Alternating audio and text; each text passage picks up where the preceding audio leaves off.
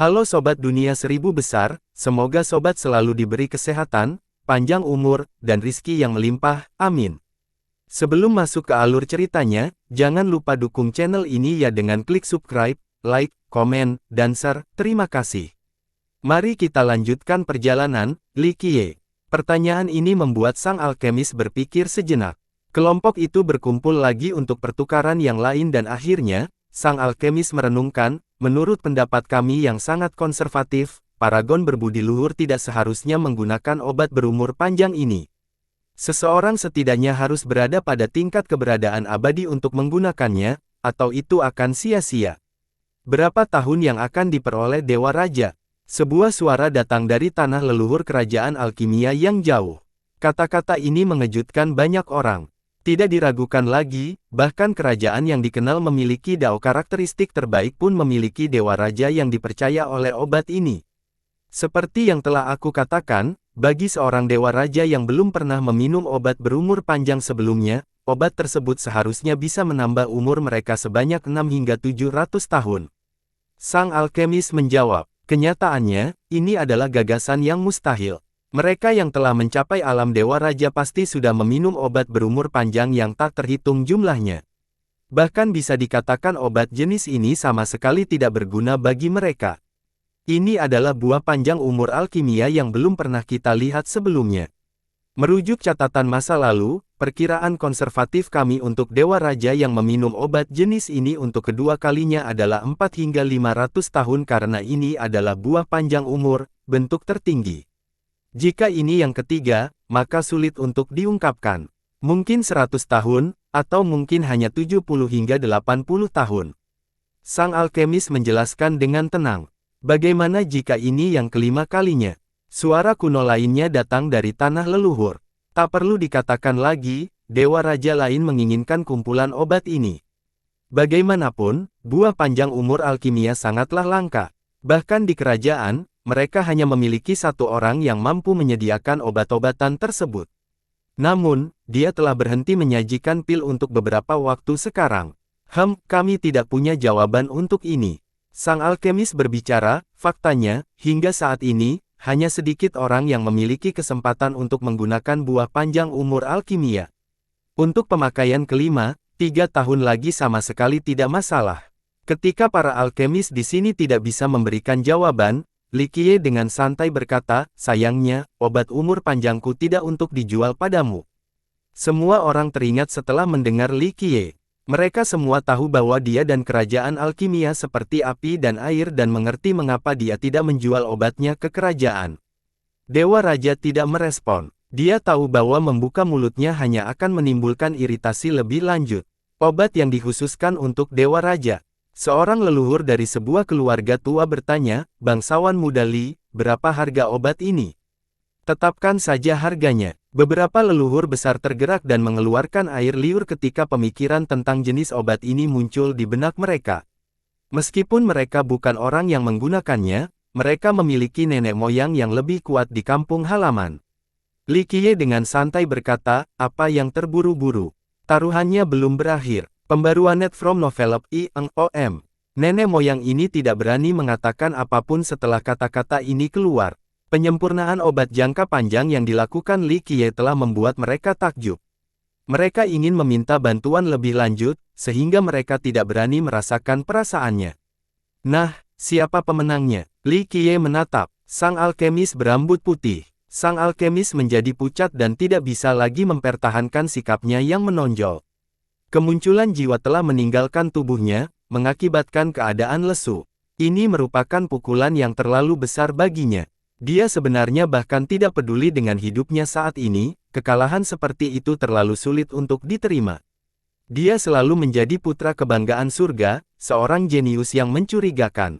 Meskipun dia tidak secanggih Yuan Caihe dalam hal budidaya tanaman atau Cao Guoyao dalam penyempurnaan pil, dia menganggap dirinya tidak tersentuh dalam pengobatan berumur panjang di kalangan generasi muda. Dia cukup percaya diri untuk berani menantang alkemis legendaris generasi sebelumnya. Namun, dia menderita kekalahan total di bidang yang dia kuasai. Satu-satunya peringatan kemarahannya sudah cukup untuk dia banggakan, dan dia sangat puas dengan hasil seperti itu. Namun, Li Qiye menyempurnakan obat yang memiliki 4 peringatan. Pukulan seperti itu tak terganggu dan menghancurkan harga dirinya. Kalah dari kekuatan Li Qiye akan baik-baik saja karena bahkan Kaisar Abadi pun kalah ketika mereka masih muda, apalagi dia. Namun, kekalahan dari Li Qiye dalam penyempurnaan obat berumur panjang berada di luar toleransinya karena itu adalah area terbaiknya, sumber warisannya. Kekalahan ini benar-benar menghancurkan kepercayaan dirinya. Mengapa Tuhan melahirkanku setelah menciptakanmu? Alkemis yang telapaknya menatap Li Qiye dengan mata sedih, kepercayaan dirinya benar-benar hilang. Pergeseran cepat dalam mentalitas dari percaya diri ke ketiadaan menjadikannya putus asa. Li Qiye hanya mengangkat bahu, bukankah ini sifat kehidupan? Selalu ada gunung yang lebih tinggi, pemandangan yang lebih luas, manusia yang lebih hebat. Jadi, cakrawala yang lebih luas dan manusia yang lebih hebat. Sang alkemis terkekeh dengan ekspresi sedih, Li Qiye, kamu mampu. Saya menerima kekalahan saya hari ini. Dewa alkimia rambut putih ini bisa tetap setia pada kata-katanya bahkan dalam kekalahan. Oleh karena itu, seluruh tubuhnya bergetar, darah menetes dari sudut tepinya. Akhirnya, dia terjatuh dan matanya perlahan tertutup. Tidak ada keluhan, dia tidak takut mati karena kematian telah menjadi bentuk kelegaannya. Sayang sekali, Li Qiye dengan ketenangan ringan sambil melihat tubuh sang alkemis. Faktanya, jika sang alkemis menerima kekalahannya lebih awal, Li Qiye akan menyelamatkannya. Di matanya, alkemis ini jauh lebih disukai daripada Cao Guoyao. Sayangnya, sang alkemis bahkan lebih bangga dari Cao Guoyao dan tidak bisa menerima kekalahan. Dia lebih memilih kedamaian kematian daripada sujud di hadapan Li Qiye. Banyak orang menghela nafas secara emosional sementara adegan itu tetap hening. Dunia pengobatan batu telah kehilangan seorang alkemis hebat. Kebanggaan yang berlebihan menyebabkan kematian seseorang. Seorang alkemis tua dengan lembut menghela nafas, ada kalanya bahkan kaisar pun merasakan kekalahan, jadi mengapa bertaruh dengan nyawamu? Banyak orang di sini masih memandang sang alkemis sebagai seorang jenius luar biasa meski kalah. Mereka semua tahu sikap arogannya, dan banyak yang tidak menyukainya ketika dia masih hidup. Dia terlalu sulit untuk diajak berteman. Namun, setelah kehilangan nyawanya, bahkan mereka yang tidak menyukainya pun merasa sedih. Dunia telah kehilangan seorang alkemis hebat. Setelah hening beberapa saat, seorang leluhur yang agung harus bertanya, Li bangsawan muda, apakah obat umur panjangmu dijual? Faktanya, Ming Yexue juga ingin membeli obat-obatan ini untuk Dewa Raja di sektenya.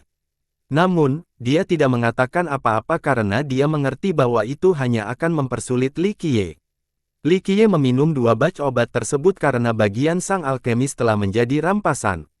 Kemenangannya, dia kemudian menggelengkan kepalanya sebagai jawaban atas pertanyaan leluhur, jangan tanya saya tentang ini, Anda harus bertanya pada Peri Yuan. Karena itu, dia menyerahkan obat-obatan tersebut kepada Yuan Caihe, bahan-bahannya berasal dari Taman Tenang, jadi 2 kumpulan obat ini juga milik taman. Ambillah, terserah Anda apakah akan menjualnya atau tidak. Yuan Caihe agak ragu-ragu, tapi di bawah anggukan lembut dan mendesak dari Li Qiye, dia akhirnya menerima kedua kelompok tersebut. Peri Yuan, apakah itu dijual? Sebutkan saja harganya. Banyak leluhur yang enang setelah melihat pergantian pemilik. Ini karena banyak kekuatan besar memiliki hubungan persahabatan dengan Serene Garden. Terlebih lagi, Yuan Caihe adalah orang yang sangat ramah. Membeli dari dia akan jauh lebih mudah daripada membeli dari Li Qiye. Yuan Caihe mengumumkan kepada leluhur tua yang tamak, tuan-tuan, demi keadilan, obat-obatan akan dipercayakan ke rumah lelang terbesar di dunia pengobatan batu. Penawar tertinggi akan pulang bersama mereka. Ada yang senang sementara ada yang khawatir setelah mendengar keputusan ini. Beberapa orang segera pergi untuk kembali ke sekte mereka sehingga mereka dapat memberitahu senior mereka untuk menyiapkan dana yang cukup untuk lelang luar biasa yang akan datang.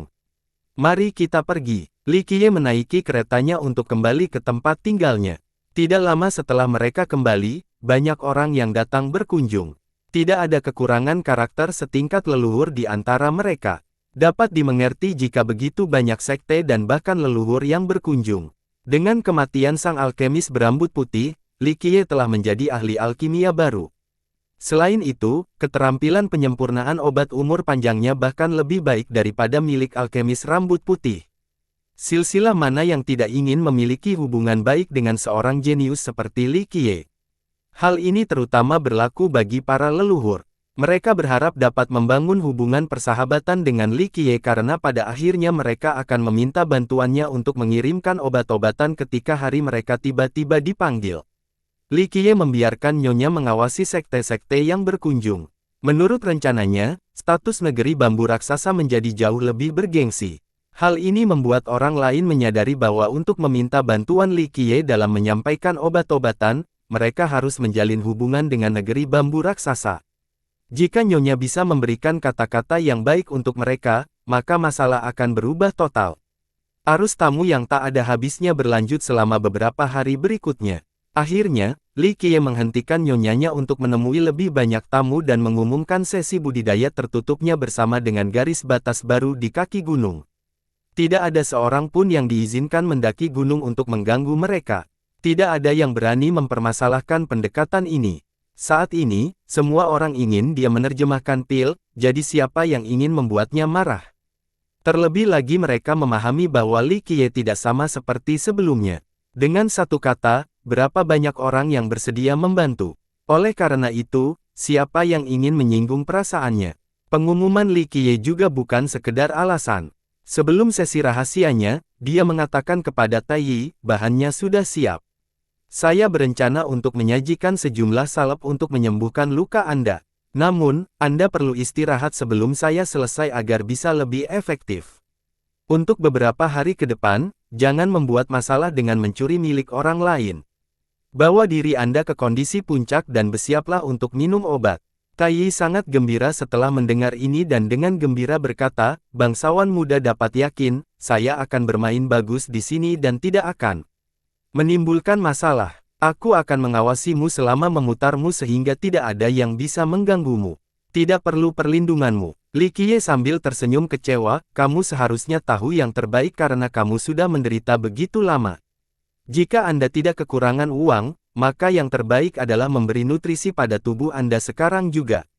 Oleh karena itu, dia memberikan resep kepada Tai Yi, sebelum menggunakan salep saya, minumlah obat roh ini terlebih dahulu agar efeknya lebih baik.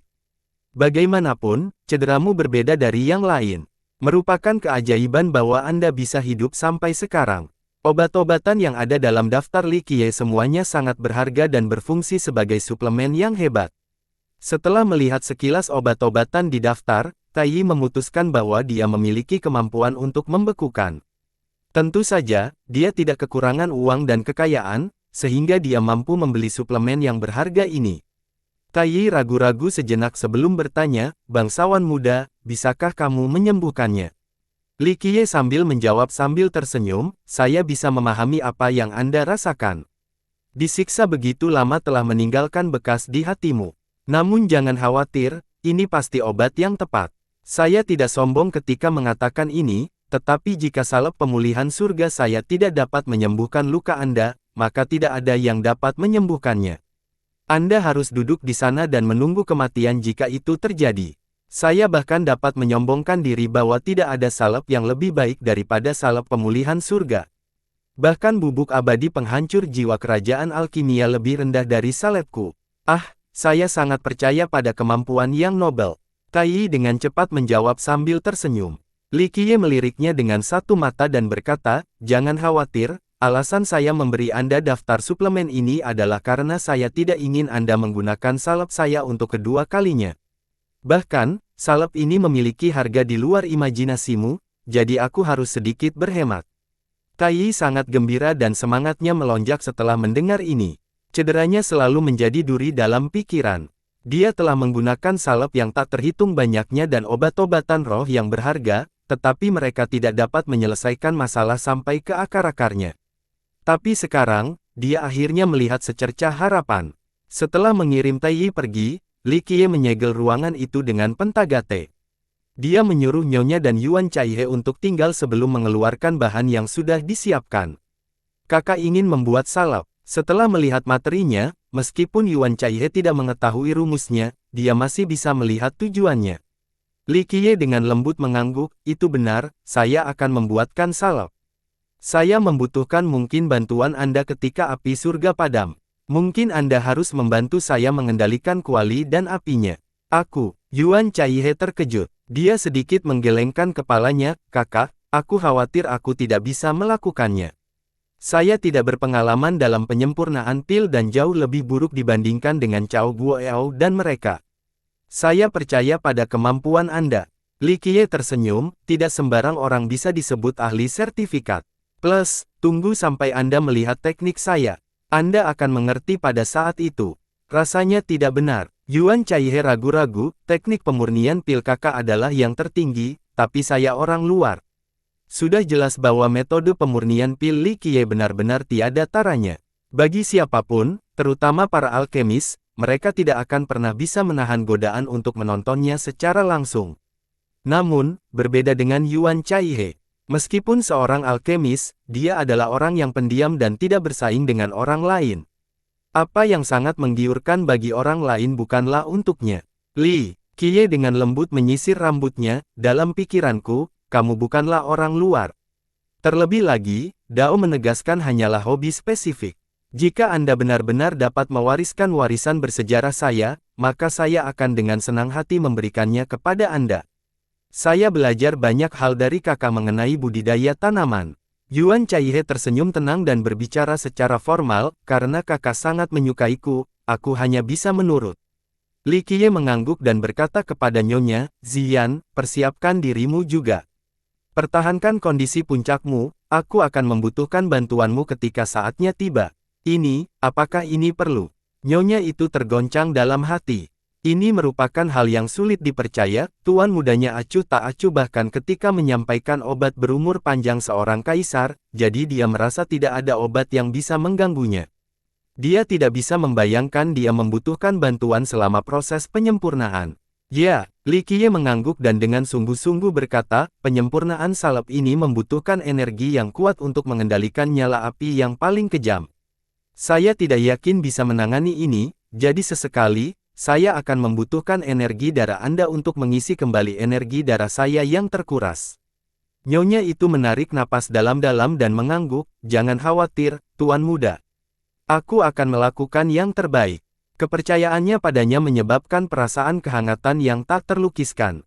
Kita harus tahu bahwa seorang alkemis paling rentan ketika mereka memusatkan seluruh perhatian mereka pada penyempurnaan pil. Pada masa-masa penting seperti itu, tuan mudanya mengandalkannya, ini menunjukkan kepercayaannya. Kakak, obat apa yang ingin kamu perbaiki?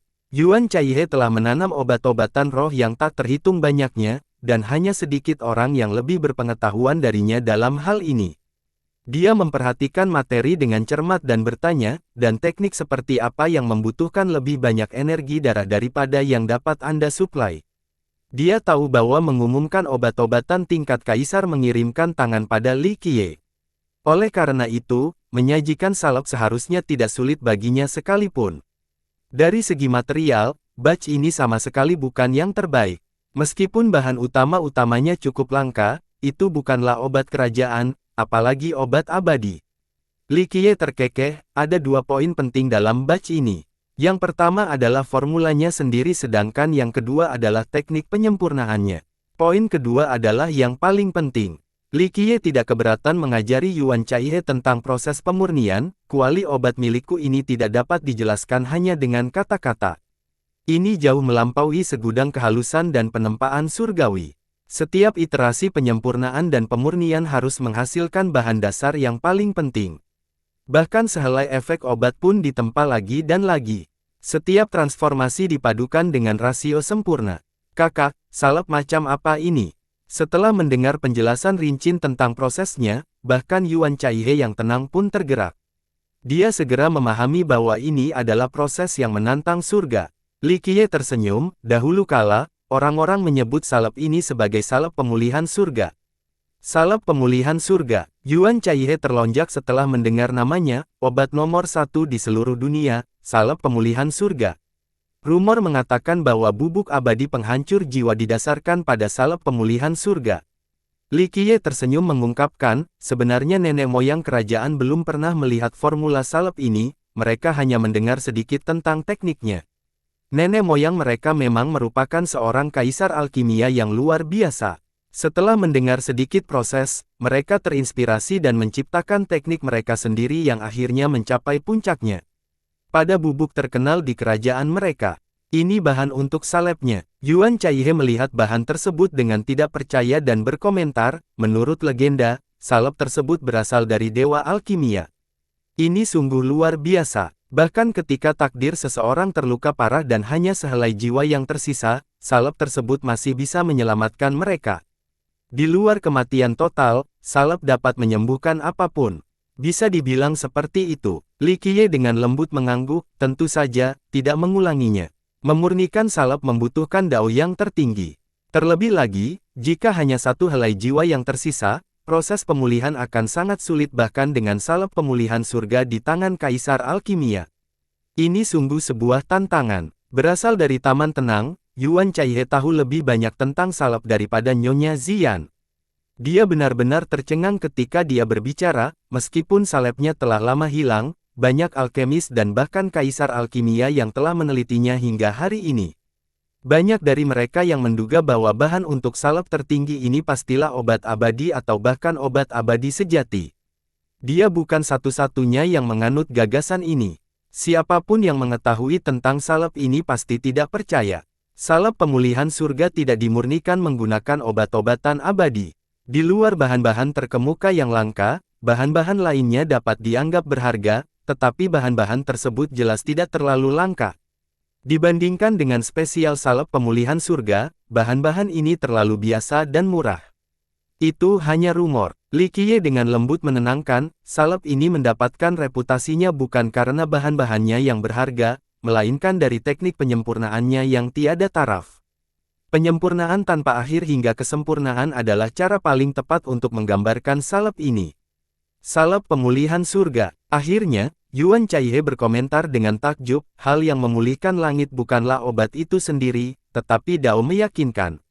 Menggunakan merendahkan untuk mencapai surga hanyalah jalan kecil. Menggunakan dao yang menegaskan untuk memulihkan surga adalah jalan besar. Kamu telah memasuki dao yang spesifik. Li Qiye tersenyum, mari kita mulai. Meskipun menyempurnakan kumpulan ini tidak akan memakan waktu lama, ini jelas merupakan proses yang rumit. Yuan Chaihe dan Nyonya tidak bisa menahan nafas dalam-dalam. Mereka sangat senang bisa membantu proses pembuatan obat terbaik ini. Ini adalah kesempatan yang luar biasa. Saat Li Qiye melakukan pemurnian di balik pintu tertutup, banyak orang bertanya-tanya jenis obat apa yang dia sempurnakan.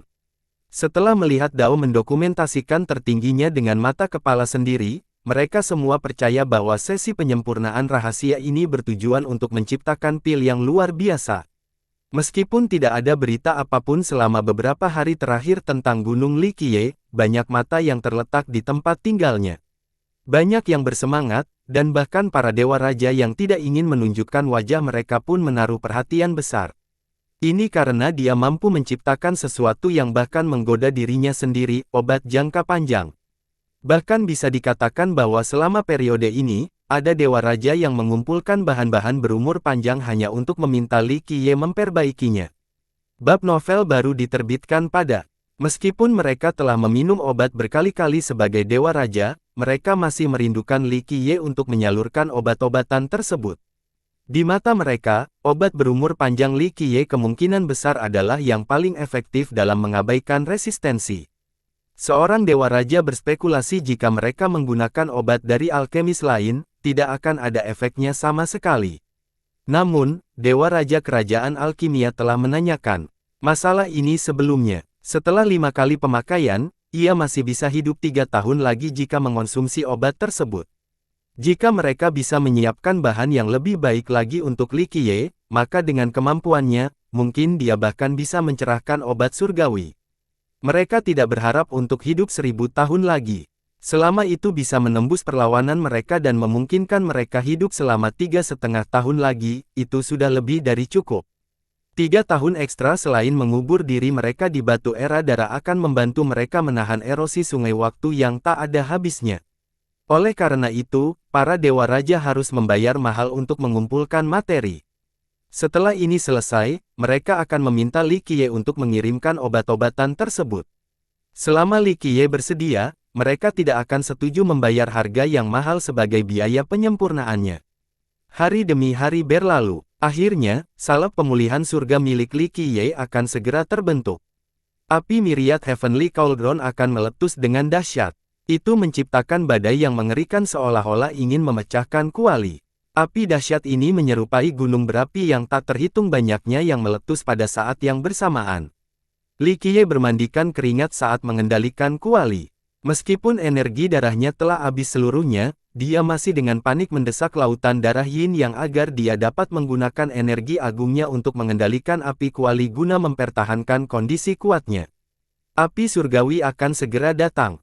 Li Qiye berteriak. Dia menarik segel pentagate dan memandang ke langit sambil mengambil napas dalam-dalam untuk mempersiapkan pertaruhan terakhir. Melihat perubahan di langit, Li Qiye memerintahkan, "Caihe, putarmu sekarang." Ziyan, bantu dia. Yuan Caihe telah mempelajari teknik Li Qiye selama proses berlangsung. Dia mempersiapkan dirinya untuk mengambil alih komando Myriad Heavenly Cauldron menggantikan Li Qiye.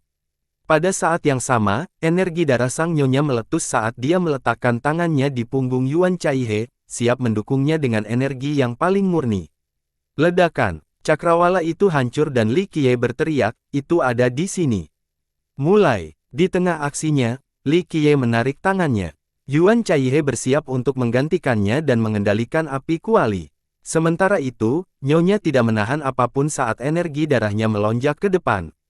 Setelah mendapatkan energi ini, apinya menjadi semakin ganas.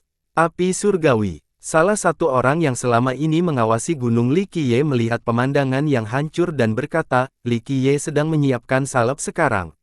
Banyak orang yang kecewa karena mereka berharap dia bisa memperbaiki obat jangka panjang. Tidak peduli zamannya, obat berumur panjang selalu sangat langka dan berharga. Sepertinya itu bukan salep biasa karena menimbulkan api surgawi. Meski mengecewakan, hancurnya kubah langit tetap mengejutkan banyak orang. Alkimia akan menimbulkan bencana. Tidak adanya penyimpanan hanya berarti obat tertentu tidak mencapai tingkat seperti itu. Misalnya, obat-obatan berumur panjang pada tingkat suci dan yang lebih tinggi semuanya mengalami pengurangan umur panjang sementara obat-obatan tingkat kaisar menjalani peringatan penyakit. Kesengsaraan minyak wangi adalah nyala api surgawi. Jika sang alkemis tidak bisa menahan amarah api dari surga ini, maka dalam skenario terbaik, kuali itu bisa dihancurkan. Skenario terburuknya adalah kematian karena terbakar abis. Ledakan, diluncurkan. Api surgawi akhirnya turun secara luar biasa. Saat itu muncul, sepertinya menghanguskan seluruh langit. Aduh, lelucon macam apa ini? Seorang alkemis melihat warna api dan langsung merasa ngeri. Masa di kota alkimia terkejut melihat api surgawi dari langit. Seorang alkemis legendaris berkata, dengan ngeri, "Api karmik, ini terlalu tidak nyata. Api surgawi setingkat karma. Api karma adalah api yang paling menakutkan bagi para pengendara. Meskipun api ini bukanlah api karma asli dari budidaya biasa, itu lebih dari cukup untuk membuat orang patah semangat." Seseorang menarik napas dalam-dalam dan berkomentar, "Apa yang terjadi? Salep yang membawa api karma. Salep macam apa ini?" Kerumunan di sekelilingnya benar-benar tidak percaya. Nyala api langsung menuju ke Myriad Heavenly Cauldron. Saat menangani kesulitan tingkat ini, baik secara alkemis maupun kuali harus menyelesaikannya bersama-sama. Pergi. Tapi bagaimana Li Qiye bisa memberi kesempatan pada nyala api ini untuk menyerang kualinya? Pada saat penting ini, dia melepaskan Phoenix saat dia pergi menemui api secara langsung. Bang! Api surgawi sangat ganas dalam serangannya. Namun, burung itu mengepakkan sayapnya dan menerima semua api itu. Di bawah kendali bab kematian, Phoenix mampu menghidupkan api surga seluruhnya. Saat ia membakar api, tulang-tulangnya mulai meleleh sekali lagi. Kali ini perubahan berbeda terjadi. Tubuh Phoenix yang tidak lengkap mulai tumbuh perlahan. Li Qiye tidak hanya ingin menyiarkan salep pemulihan surga, dia juga ingin meminjam api karma untuk menyampaikan tulang-tulang Phoenix guna memperkuat mayatnya yang rusak. Hanya api surgawi tingkat karma yang mampu memulihkan mayat yang tidak lengkap ini karena Phoenix adalah burung abadi. Meskipun tampaknya mudah jika Li Qiye menggunakan bab kematian, proses ini tidaklah mudah. Meskipun api karma ini masih lebih lemah dari api kuali api cerah, kuantitasnya jauh berbeda. Api surgawi melanda seperti sungai yang bergelombang. Nyala api kaisar tidak bisa dibandingkan dengan nyala api surgawi ini dalam jumlah banyak. Api surgawi ini sepertinya tidak ada habisnya, memungkinkan burung Phoenix dilahirkan kembali dengan kerangka baru, meskipun tidak lengkap. Hal ini berlangsung sangat lama sehingga menyebabkan orang-orang di kota itu kehabisan kata-kata. Api karma sudah cukup menakutkan, namun juga bertahan dalam waktu yang lama. Anak ini terlalu menakutkan, mampu menahan api surgawi tingkat karma untuk waktu yang lama, sungguh iblis. Seseorang setelah melihat pemandangan ini, akhirnya, nyala api surgawi lenyap, menandakan berakhirnya keabadian. Yuan Chaihe dan Nyonya juga menarik tangan mereka berdua benar-benar kelelahan. Akhirnya sukses. Salep pemulihan surga, saya tidak berpikir bahwa saya akan mampu mengirimkan obat seperti itu suatu hari nanti. Apalagi Yuan Chaihe yang biasanya tenang menjadi sangat bersemangat setelah meminum obatnya. Li Qiye juga tersenyum. Baginya, ini bukan hanya penyempurnaan yang berhasil, kerangka Phoenix juga memuaskan. Pada titik ini, kerangka burung itu kembali sempurna. Pecahan-pecahan yang pecah telah dilengkapi dengan nyala api surga. Kilauan emas melintas di seluruh tubuh burung, membuatnya tampak seperti terbuat dari emas murni. Jantungnya berdebar-debar. Akhirnya selesai. Li Qiye juga gembira saat dia melihat burung itu. Setelah langkah ini, menghidupkan kembali Phoenix akan jauh lebih mudah. Jika kita bisa menciptakan daging dan darahnya, maka Phoenix akan memiliki kesempatan untuk dilahirkan kembali. Nyonya itu memeluknya secara emosional. Li Qiye bisa mendapatkan 2 burung dengan 1 batu selama penyempurnaan ini. Dia tidak hanya memberikan salepnya, dia juga memulihkan kerangka burung itu. Itu adalah panen yang luar biasa. Bagus, pekerjaan selesai dengan baik. Li Qiye berkata sambil tersenyum. Nyonya dan Yuan Chaihe juga tersenyum bahagia. Keberhasilan ini membuat mereka sangat bersemangat. Namun, setelah menyelesaikan pekerjaannya, mereka tidak disambut oleh Tai Yi. Li Qiye melihat ke seluruh gedung dan menemukan bahwa Tai Yi hilang. Orang ini benar-benar gelisah. Dia benar-benar berlari keluar. Li Qiye menggelengkan kepalanya dengan tidak setuju. Pada awalnya, Li Qiye tidak peduli karena Tai Yi selalu mengintai. Namun, setelah setengah hari berlalu, Li Qiye merasakan ada yang tidak beres. Ini tidak benar. Dia berkata, jika kakek tua itu melihat nyala api surgawi dari langit, maka dia harusnya tahu bahwa salepnya akan segera habis. Salep itu sangat penting bagi Tai Yi, jadi dia seharusnya bergegas kembali setelah melihat keberhasilan penyempurnaan. Yuan Chaihe berkata, kakak, Tai Yi adalah teladan yang kuat. Dia seharusnya baik-baik saja. Saat Li Qiye merasa ada sesuatu yang tidak beres, seseorang datang berkunjung dan bersikeras untuk bertemu dengan Li Qiye. Di bawah kegigihan tersebut, Li Qiye memutuskan untuk menemuinya. Ini adalah orang asing yang belum pernah ditemui Li Qiye sebelumnya. Setelah orang ini melihat bahwa tempat itu aman, dia akhirnya berubah dan menampakkan wujud aslinya. Raja yang taat. Li Qiye terkejut melihat penampilan asli orang tersebut. Apa yang terjadi sampai kamu datang ke sini dengan cara seperti ini? Perasaan firasat muncul di benaknya. Li bangsawan muda, keadaannya tidak terlihat bagus. Sesuatu yang besar telah terjadi.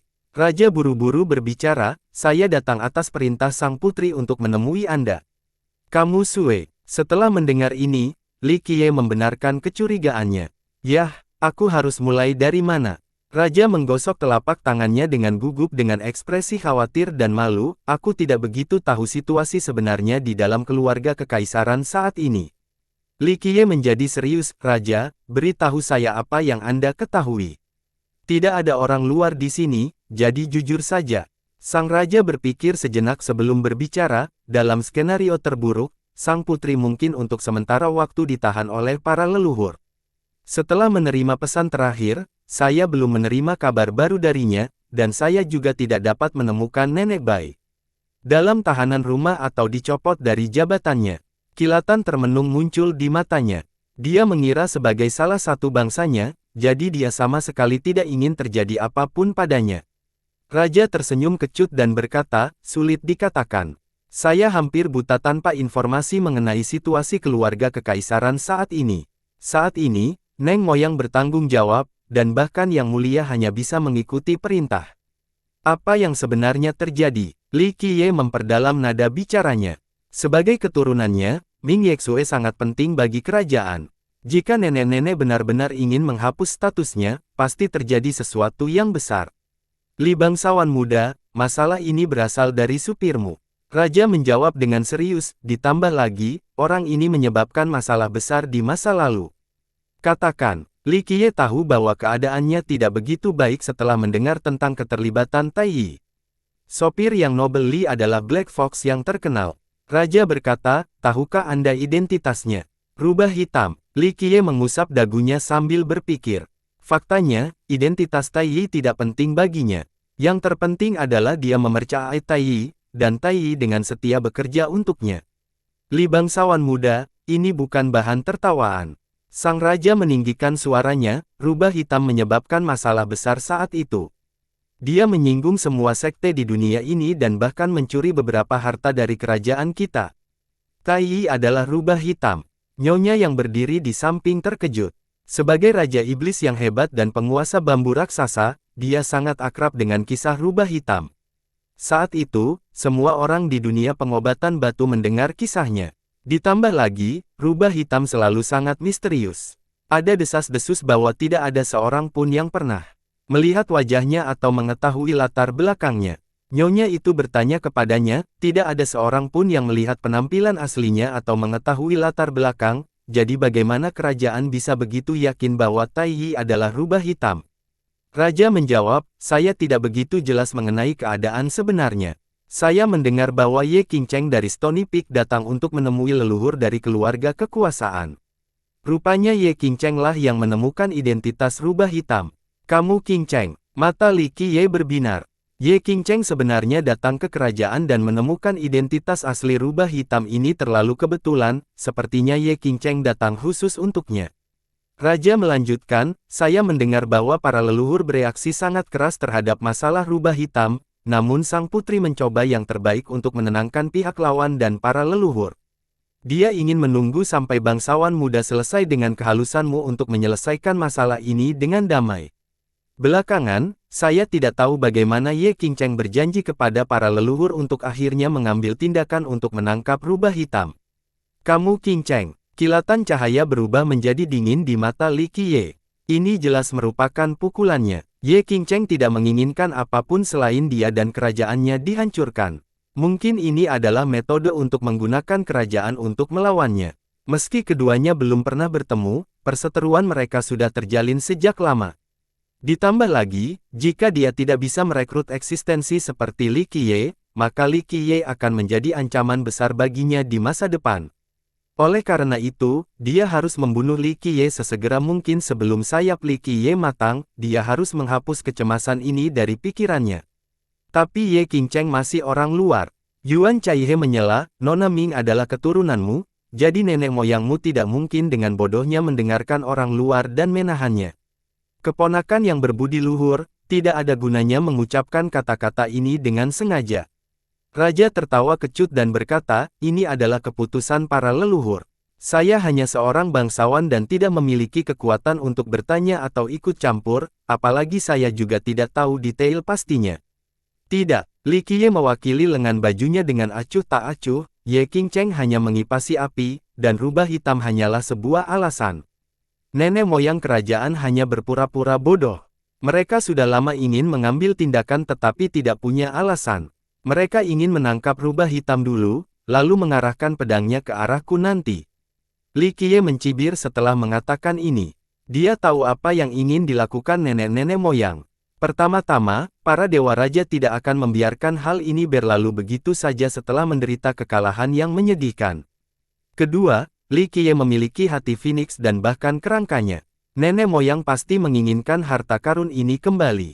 Hal ketiga dan terpenting adalah mereka ingin melanggar sumpah lama. Kerajaan yang kuat ini tidak menonjolkan dirinya sejak tahun itu dan tidak pernah menunjukkan dirinya kepada dunia. Namun, seiring berjalannya waktu, semuanya berubah. Mungkin dalam 1 atau 2 generasi terakhir, beberapa leluhur kerajaan menjadi gelisah. Hal ini terutama terjadi pada era Dao Sulit. Beberapa nenek moyang mungkin sudah kehilangan kesabaran. Namun, kerajaan itu memang merupakan raksasa yang mengerikan, tidak ada yang berani. Namun kini, Li Qiye telah menyinggung kerajaan dan bahkan membawa api peperangan hingga ke tanah leluhur mereka. Bagaimana nenek moyang yang gelisah ini bisa melepaskan kesempatan sebaik itu? Mereka membutuhkan Li Qiye untuk mengobarkan api perang ini, sebaiknya juga melibatkan Gunung Alpin dan leluhur Alpin. Akibatnya, mereka punya alasan untuk melanggar sumpah lama dan melepaskan diri dari pengekangannya. Beberapa leluhur telah terlalu lama menunggu kesempatan seperti ini, dan sekarang waktunya telah tiba. Raja hanya bisa menghela nafas. Hal ini berada pada tingkat yang jauh melebihi pengaruh dan kemampuannya. Di mana rubah hitam sekarang? Li Qiye meninggikan suaranya. Raja menjawab dengan senyum masam, saya juga tidak mengetahui hal ini. Dia sangat pintar, setelah mengetahui hal ini, dia segera melarikan diri bahkan sebelum nenek moyang kita dapat mengambil tindakan. Belakangan, keberadaannya beberapa kali diketahui, namun ia tetap berhasil melarikan diri. Saat ini, kerajaan kita sedang mengerahkan seluruh kekuatan kita untuk menangkapnya. Raja memandang ke arah Li Qiye, Li bangsawan muda, saya khawatir situasi seperti ini tidak akan bertahan lama. Kesabaran nenek moyang terbatas. Jika mereka tidak bisa menangkap rubah hitam, mereka mungkin akan menyerangmu. Saya mengerti ini. Li Qiye mengangguk dengan lembut. Padahal, ini hanya masalah waktu saja bagi nenek moyang kerajaan. Li bangsawan muda, hanya ini yang bisa saya lakukan. Kalau bukan karena sang putri mempercayakanku. Sang raja hanya menghela nafas dan tidak menyelesaikan kalimatnya. Li Qiye menjawab, saya menghargai monark yang mengambil risiko untuk datang ke sini. Silakan kembali. Semakin lama Anda tinggal, semakin berbahaya bagi Anda. Raja yang datang ke sini secara rahasia adalah tindakan yang sangat berisiko. Jika ditemukan oleh keluarga kekaisaran, maka hukuman ringan akan menjadi hukuman berat, dan hukuman berat akan dianggap sebagai pengkhianatan terhadap kerajaan dan leluhur. Ini adalah kejahatan yang sangat berat. Jika bukan karena permintaan Ming Yexue dan bahwa Li Qiye telah menyelamatkan nyawa putranya, Raja tidak akan bersedia mengambil risiko untuk memberitahu Li Qiye informasi ini. Setelah mengusir Raja, Nyonya dengan cemas bertanya, Tuan Muda, apa yang harus kita lakukan sekarang? Jangan terburu-buru, ini hanya spekulasi dari nenek moyang, mereka tidak punya bukti. Li Qiye terkekeh, kalau tidak, apakah mereka akan menunggu selama ini? Tidak, mereka pasti sudah mengambil tindakan. Jika mereka menginginkan bukti, maka mereka harus menangkap Tai Yi terlebih dahulu. Dengan kekuatan mereka yang luar biasa, menangkap Tai Yi mungkin hanya masalah waktu saja. Yuan Caihe juga prihatin. Kali ini benar-benar berbeda karena kerajaan bertekad untuk berperang. Tidak benar. Li Qiye menggelengkan kepalanya, jika kerajaan bisa menangkap Tai Yi, maka mereka pasti sudah melakukannya sekarang. Li Qiye tersenyum, kemampuan orang tua ini untuk berlari demi hidupnya pasti dapat membuat seluruh generasi kewalahan. Dia bisa langsung menghilang dari bumi ini jika dia benar-benar ingin lari, dan para kakek tua itu tidak akan bisa menemukannya. Mengapa para kakek tua ini dapat menemukan lokasinya beberapa kali? Tuan Muda berkata bahwa Tai Yi dengan sengaja mengungkap keberadaannya untuk menarik perhatian para leluhur agar mereka tidak mengganggu kehalusanmu. Nyonya itu berspekulasi. Li Qiye mengangguk, bisa dibilang seperti itu. Para kakek tua itu tahu bahwa aku tidak mudah dianggap enteng, dan mereka tidak mempunyai bukti sehingga mereka tidak bisa langsung memperkenalkanku. Oleh karena itu, ada yang tidak mengizinkan mereka untuk mengambil tindakan. Namun, jika Tai Yi menghilang sepenuhnya, maka para kakek tua ini akan segera menghancurkan seluruh kepura-puraan. Pertama-tama mereka harus menangkap Tai Yi hidup-hidup. Pada titik ini, dia mencibir, jika mereka berhasil menangkapnya, maka bukan hanya dia yang mencuri dari kerajaan mereka. Mungkin aku adalah tangan gelap di balik tirai, atau mungkin Alpine Mountain dan bahkan nenek moyang akan menjadi pelaku sebenarnya. Bagaimana hal itu bisa terjadi? Yuan Caihe tercengang, mereka bahkan akan memusuhi Gunung Alpine atau bahkan nenek moyang hanya karena rubah hitam. Mereka belum tentu ingin melawan nenek moyang. Namun, mereka membutuhkan alasan untuk menggerakkan pasukannya, alasan untuk menunjukkan diri mereka lagi di dunia. Li Qiye terkekeh dengan nada menghina. Bagaimana mungkin dia tidak tahu apa yang direncanakan nenek moyang ini? Nyonya dengan cemas berkata, jika nenek-nenek ingin menjadi besar kali ini, saya khawatir mereka pasti siap. Mungkin bahkan God King akan keluar. Jangan khawatir. Li Qiye terkekeh, kerajaan sudah siap, tapi aku juga sudah siap. Jika kakek tua itu ingin mati, maka mereka tidak bisa menyalahkanku karena tidak memberi mereka muka apapun. Saya akan dengan senang hati berjanji kerajaan tepat pada waktunya untuk meminjamkan nadi leluhur mereka. Nyonya hanya bisa tersenyum menanggapinya. Dia tahu bahwa tuan mudanya ingin menggunakan pembuluh darah leluhur mereka untuk menghidupkan kembali Phoenix. Kakak, apa yang harus kita lakukan sekarang? Tinggalkan kerajaan alkimia untuk saat ini. Yuan Kain juga menjamin keselamatannya. Li Qiye menggelengkan kepalanya dan berkata, tidak, kita harus menemui Pak Tua Taiyi terlebih dahulu. Dia pasti masih di kota. Setelah dipasang, kami akan memutuskan apa yang harus dilakukan berdasarkan respons kerajaan alkimia. Nyonya itu menghela nafas dengan lembut. Dia tahu bahwa pertempuran besar lainnya akan segera terjadi. Ini akan menjadi adegan yang melebihi imajinasi. Dalam beberapa hari terakhir, kehalusan Li Qiye telah menciptakan sebuah ceramah besar yang menarik banyak perhatian. Namun, ada hal lain yang juga sangat menarik perhatian. Legiun pejabat kerajaan tiba-tiba muncul. Banyak ahli yang muncul entah dari mana bersama dengan beberapa leluhur terkenal. Apa yang mungkin terjadi sehingga memerlukan tanggapan ini? Banyak ahli yang tinggal di kota terkejut dengan kehadiran kuatnya kerajaan tersebut. Keluarga kekaisaran selalu sangat rendah hati dan jarang ada orang yang keluar. Namun kini, kemunculan tiba-tiba banyak ahli dan nenek moyang ini mirip dengan lepasnya bendungan, membuat takut banyak orang. Para alkemis muda yang berpartisipasi dalam konferensi itu sangat ketakutan. Mereka ingin mengikuti konferensi tersebut untuk menjadi terkenal, namun sebelum acara dimulai, banyak lika-liku yang terjadi. Rubah hitam telah muncul. Tidak ada yang tahu apakah kerajaan sengaja mengeluarkan informasi ini atau ada orang lain yang mengetahuinya secara kebetulan. Singkatnya, kemunculan pasukan pengintaian mereka dan masalah mengenai rubah hitam segera menyebar. Banyak yang tidak percaya setelah mendengar berita ini. Itu menghidupkan kembali ingatan mereka karena rubah hitam telah lama menghilang dari dunia. Seseorang berkomentar dengan bingung, tidak mungkin, bukankah rubah hitam sudah mati? Rumor mengatakan bahwa kerajaan akan membunuhnya pada saat itu. Cerita mengenai kematian saat itu sangat masuk akal, sehingga banyak yang percaya bahwa dia telah dibunuh oleh salah satu nenek-nenek moyang kerajaan. Dia tidak melakukannya. Kerajaan bergerak untuk menangkap rubah hitam. Ada juga satu hal lagi yang perlu diperhatikan, rubah hitam adalah pengemudi Li Qiye. Kenyataannya, kerajaan dengan cepat menyebarkan berita ini ke seluruh penjuru kota. Jadi, kerumunan menjadi lengah setelah mendengar berita ini. Namun, setelah periklanan lagi, pengemudi Li Qiye mampu bertarung melawan leluhur alkimia Xian. Tampaknya hal itu tidak terlalu mengejutkan.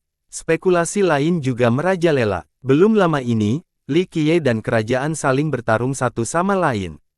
Namun, kini pengemudi Li Qiye tiba-tiba berubah menjadi rubah hitam, yang pasti membuat orang lain meragukan informasi tersebut. Setidaknya, kerajaan tersebut tidak memiliki bukti yang meyakinkan bahwa hal tersebut memang benar adanya.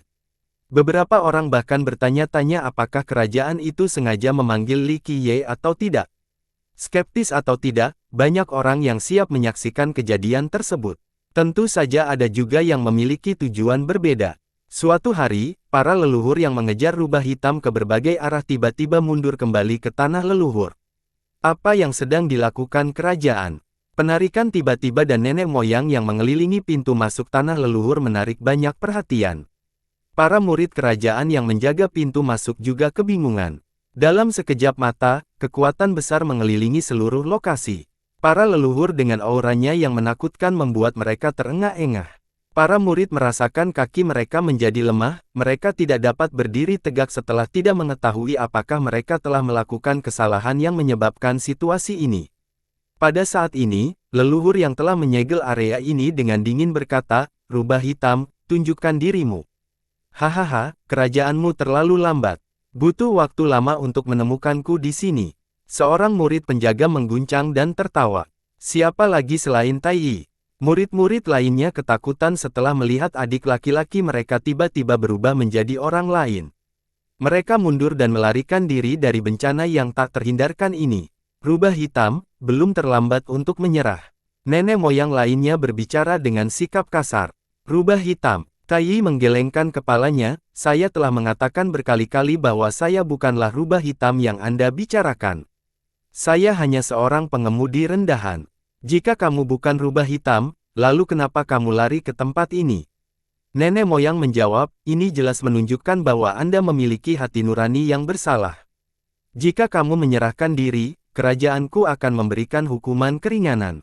Tai Yi tertawa sebagai tanggapan, setelah melihat pendekatan agresifmu, seorang yang berkhianat sepertiku secara alami akan melarikan diri. Jika kamu bukan rubah hitam, maka menyerahlah. Jika kami mengetahui bahwa Anda tidak bersalah, maka kami tidak akan menimbulkan masalah bagi Anda. Jawab nenek-nenek moyang. Nenek moyang di sini ingin mengambil tindakan, tapi sayangnya, mereka tidak punya bukti. Sebelumnya, Ye Qingcheng meyakinkan kerajaan bahwa sumbernya benar-benar dapat diandalkan. Ketika kerajaan mengejar Tai Yi, metode pelariannya sama dengan yang dilakukan rubah hitam di masa lalu. Meskipun kerajaan yakin bahwa pengemudi Li Qiye adalah rubah hitam, mereka tidak memiliki bukti yang meyakinkan. Tidak ada cara lain karena tidak ada yang tahu latar belakang Black Fox. Dia selalu diselimuti kerahasiaan. Tai Yi menggelengkan kepalanya sebagai tanggapan, saya tidak mempercayai kerajaan alkimia Anda dalam masalah ini. Setelah ditangkap, seseorang dapat membuat kelinci kecil mengakui bahwa itu adalah serigala. Bodoh. Ekspresi leluhur berubah dingin ketika haus darah yang kuat melonjak. Dia dengan penuh rasa kagum mengucapkan, kalau begitu, jangan salahkan kami karena tidak kenal ampun. Mayoritas petani yang menyaksikan keributan ini menahan napas. Mereka tahu bahwa badai ini pasti akan menyebar ke Li Qiye juga. Saya dengar orang-orang mengejar sopir saya. Awalnya saya tidak percaya, tapi sekarang hal itu terjadi di depan mata saya, sepertinya saya tidak punya pilihan lain. Suara santai terdengar saat ini. Li Qiye ada di sini. Para ahli yang hadir terguncang setelah melihat lambatnya kedatangan sebuah kereta. Li Qiye saat ini terkenal, dan perseteruannya dengan kerajaan sudah menjadi rahasia umum. Mereka semua merasa perang besar akan segera terjadi. Kali ini, pengemudinya adalah Nyonya Zi Yan. Li Qiye bermalas-malasan di belakang dengan Yuan Chaihe di sampingnya. Beberapa kultivator mengagumi sikap tenangnya, bahkan mereka yang merasa kesal padanya. Keberanian dan tekad seperti apa yang dibutuhkan dalam hal ini. Para leluhur menyeringai setelah melihat kedatangannya. Mereka sangat ingin menumpahkan air kotor ke Li Qiye dan mengambil tindakan terhadapnya. Sayangnya, satu-satunya kendala adalah kurangnya bukti. Tapi sekarang, Li Qiye membawa dirinya langsung ke depan pintu mereka. Bagi mereka, tidak ada yang lebih baik dari ini. Itu hanya mengabaikan surga yang menerima dan menerobos masuk ke neraka yang tidak ramah. Bangsawan muda, Tai Yi tersenyum canggung ketika dia melihat Li Qiye mendekat. Dia memahami tujuan kerajaan dan tidak ingin melibatkan Li Qiye. Namun, Li Qiye ada di sini, jadi meskipun dia ingin menghindari bencana ini, hal itu tidak akan terjadi. Li Qiye, kamu datang tepat pada waktunya. Salah satu leluhur mencibir. Pasukan kerajaan dan bahkan beberapa leluhur pun berpindah posisi.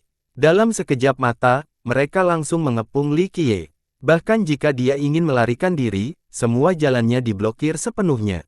Bahkan orang yang lamban pun akan tahu bahwa kerajaan akan berurusan dengan Li Qiye. Pertempuran ini tidak bisa dihindari. Siapa yang tahu siapa pemenangnya pada akhirnya? Seorang kultivator yang berdiri di luar bergumam. Li Qiye turun dari keretanya dan melirik para ahli kerajaan yang mengelilinginya. Pandangannya tertuju pada leluhur lama. Sepertinya kerajaanmu siap menyerangku. Li Qiye tersenyum ke arah kerumunan. Kau memerintahkan rubah hitam untuk mencuri harta kerajaan kami. Dosamu tidak bisa diampuni. Seorang leluhur menjawab dengan dingin.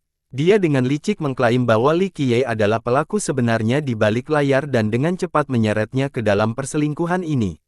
Mereka ingin memukul 3 burung dengan satu anak panah. Pertama, mereka bisa menangkap Black Fox dan Li Qiye. Kedua, itu akan mengembalikan Phoenix.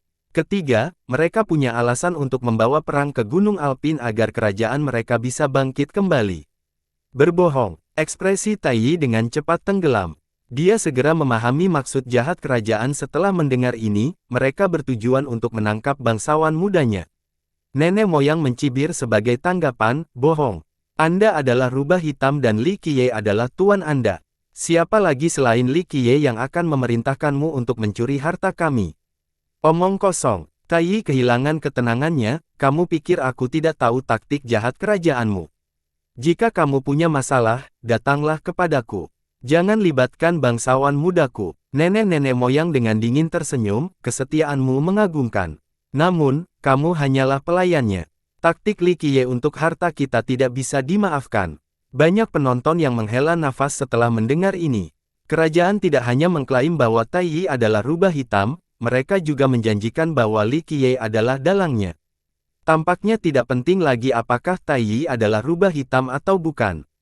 Yang terpenting adalah kerajaan tidak keberatan membayar berapapun harganya untuk menangkap kelompok Li Qiye.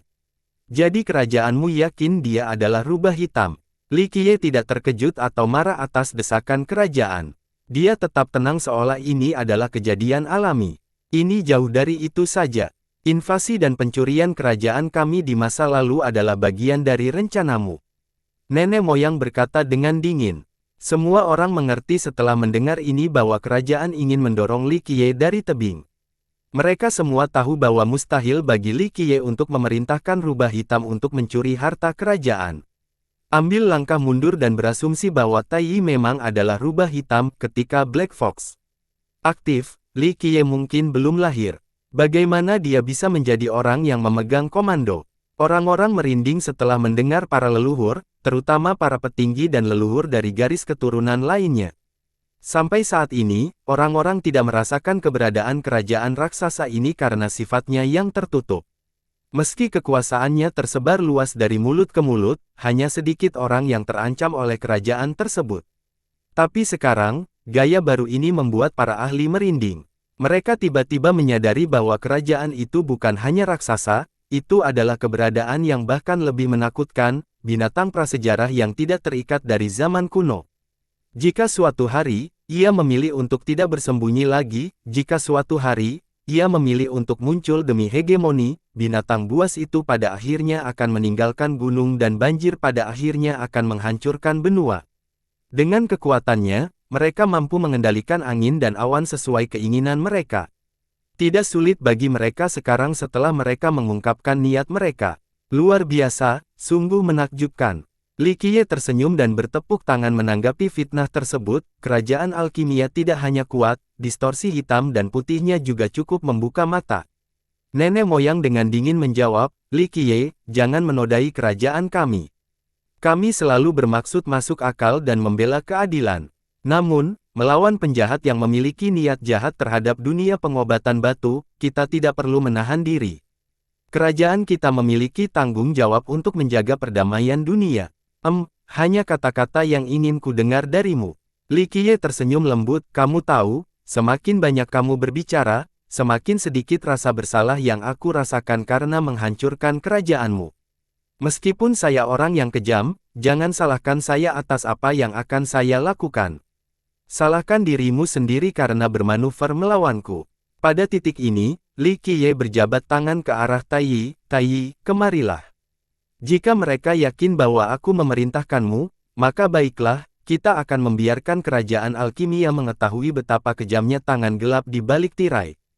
Setelah menyebutkan tangan gelap di balik tirai, mata Li Qiye langsung berubah tajam karena haus darah. Selama beberapa generasi, ada banyak sekali keberadaan yang tak terpecahkan yang menyebutnya dengan gelar ini. Tangan gelap memanipulasi era, monster mengintai di latar belakang. Tai Yi ragu-ragu sejenak tapi akhirnya pergi ke sisi Li Qiye. Dia tidak ingin melibatkan Li Qiye dalam masalah ini, tapi sepertinya Li Qiye tidak memedulikannya. Bagus sekali, karena kalian berdua sudah mengakuinya, tidak ada yang lebih baik. Nenek moyang dengan sinis tersenyum, menyerahlah sekarang dan mungkin kerajaan kami akan menunjukkan belas kasihanmu. Sayang sekali, Li Qiye melontarkan leluhurnya dan tidak dapat menahan tawanya, aku ingin kerajaanmu menunjukkan belas kasihan padaku. Kata-kata yang lucu, apakah aku memaafkan kerajaanmu atau tidak, itu tergantung pada suasana hatiku. Bodoh sekali. Kamu pikir Phoenixmu yang sudah mati bisa mengalahkan kerajaan kita sendirian? Nenek moyang menjadi geram. Kekalahan mereka sebelumnya dari Li Qiye merupakan penghinaan besar bagi kerajaan. Tidak peduli apa, kerajaan mereka harus menghapus rasa malu dari masa lalu. Kamu benar, hari ini, aku akan mengobrak-abrik tanah leluhurmu. Jangan salahkan aku, kamu sendiri yang menyebabkannya. Li Qiye menunjukkan seringai dingin.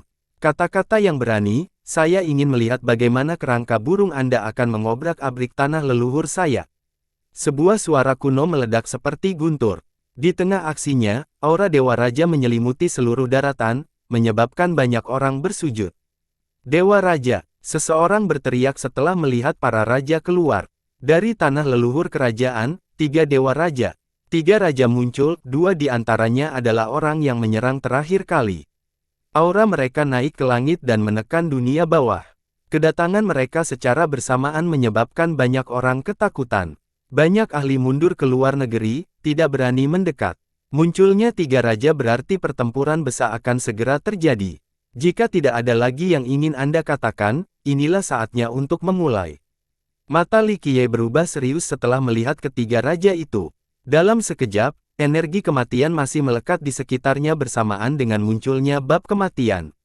Pekikan, Phoenix menangis dan terbang keluar.